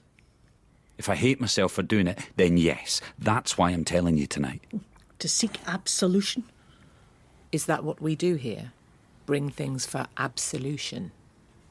I want to understand why I did this. I'd take a bit of absolution. I wouldn't. It would imply I need forgiveness. I don't need forgiveness from anyone. Do you think forgiveness and absolution are the same thing? I think he used his trauma to get what he wanted. Okay, that's what you think I did. What do you think, Paul? I'm mindful you've brought this to group for a reason. That he can't keep it in his pants? Is it possible that what happened at the lock is related to the fire? Right, I see. His trauma gives him a free pass to sleep with his ex and get away with it. We've talked about absolution, forgiveness and excuses. Does any of this help Paul make sense of what happened? I am not proud of what I did, Rowena. It was messed up, I know it was. But something happened to me when I got close to her, something that I just can't explain. You got horny and you slept with her. If you need any more explanation, don't be afraid to ask. My body stopped feeling pain. My life has become so small since the fire, so measured, scared. Feeling her in the water the other night made me remember what I was, that 18-year-old, my potential, and I grabbed it. My intention when she got in my cab was always to take her back to where she was staying, never to do what we did. And I'll never forgive myself for it. Lost a sock. By the bin. Where the hell did it get there? No idea. I can drop you at the house if you like. I'm not at the house. I have a room in town. We're allowed guests. Well, we're not, but I can sneak you in. Oh, look, I need to get back. Some other time, maybe. Sarah. You don't need to say it. No, this can't happen again. Forget it. I was chancing my arm. This was a mistake. Really? It was... But it was a mistake. It was lovely. No, I shouldn't have come here, and I You shouldn't... don't have to explain. It's messed up. I get it. Sorry. I get it. sex. But it felt right, though, didn't it? What? It felt natural. Sarah, no. It did, though. Admit it. It felt incredible. Okay, it was none of those things. You can't tell me how it You felt. need to understand, Sarah. It's none of those things, okay? Not for me. Don't believe you. It was spur of the moment. Let's agree to disagree. Shall I sit in the front or the back? No! We cannot leave here unless you understand that that was wrong and it can never happen again. But if I say that, I don't mean it. You're hurting me. Sarah, please. You have to say those words to me out loud. This can never happen again. Say it. Say it! So you can go back to your wife and kid guilt-free. How do you know about her? It's not hard to find out anything these days. She can't know about this. Sarah! What? She can't know about this, please. It's okay. My lips are sealed.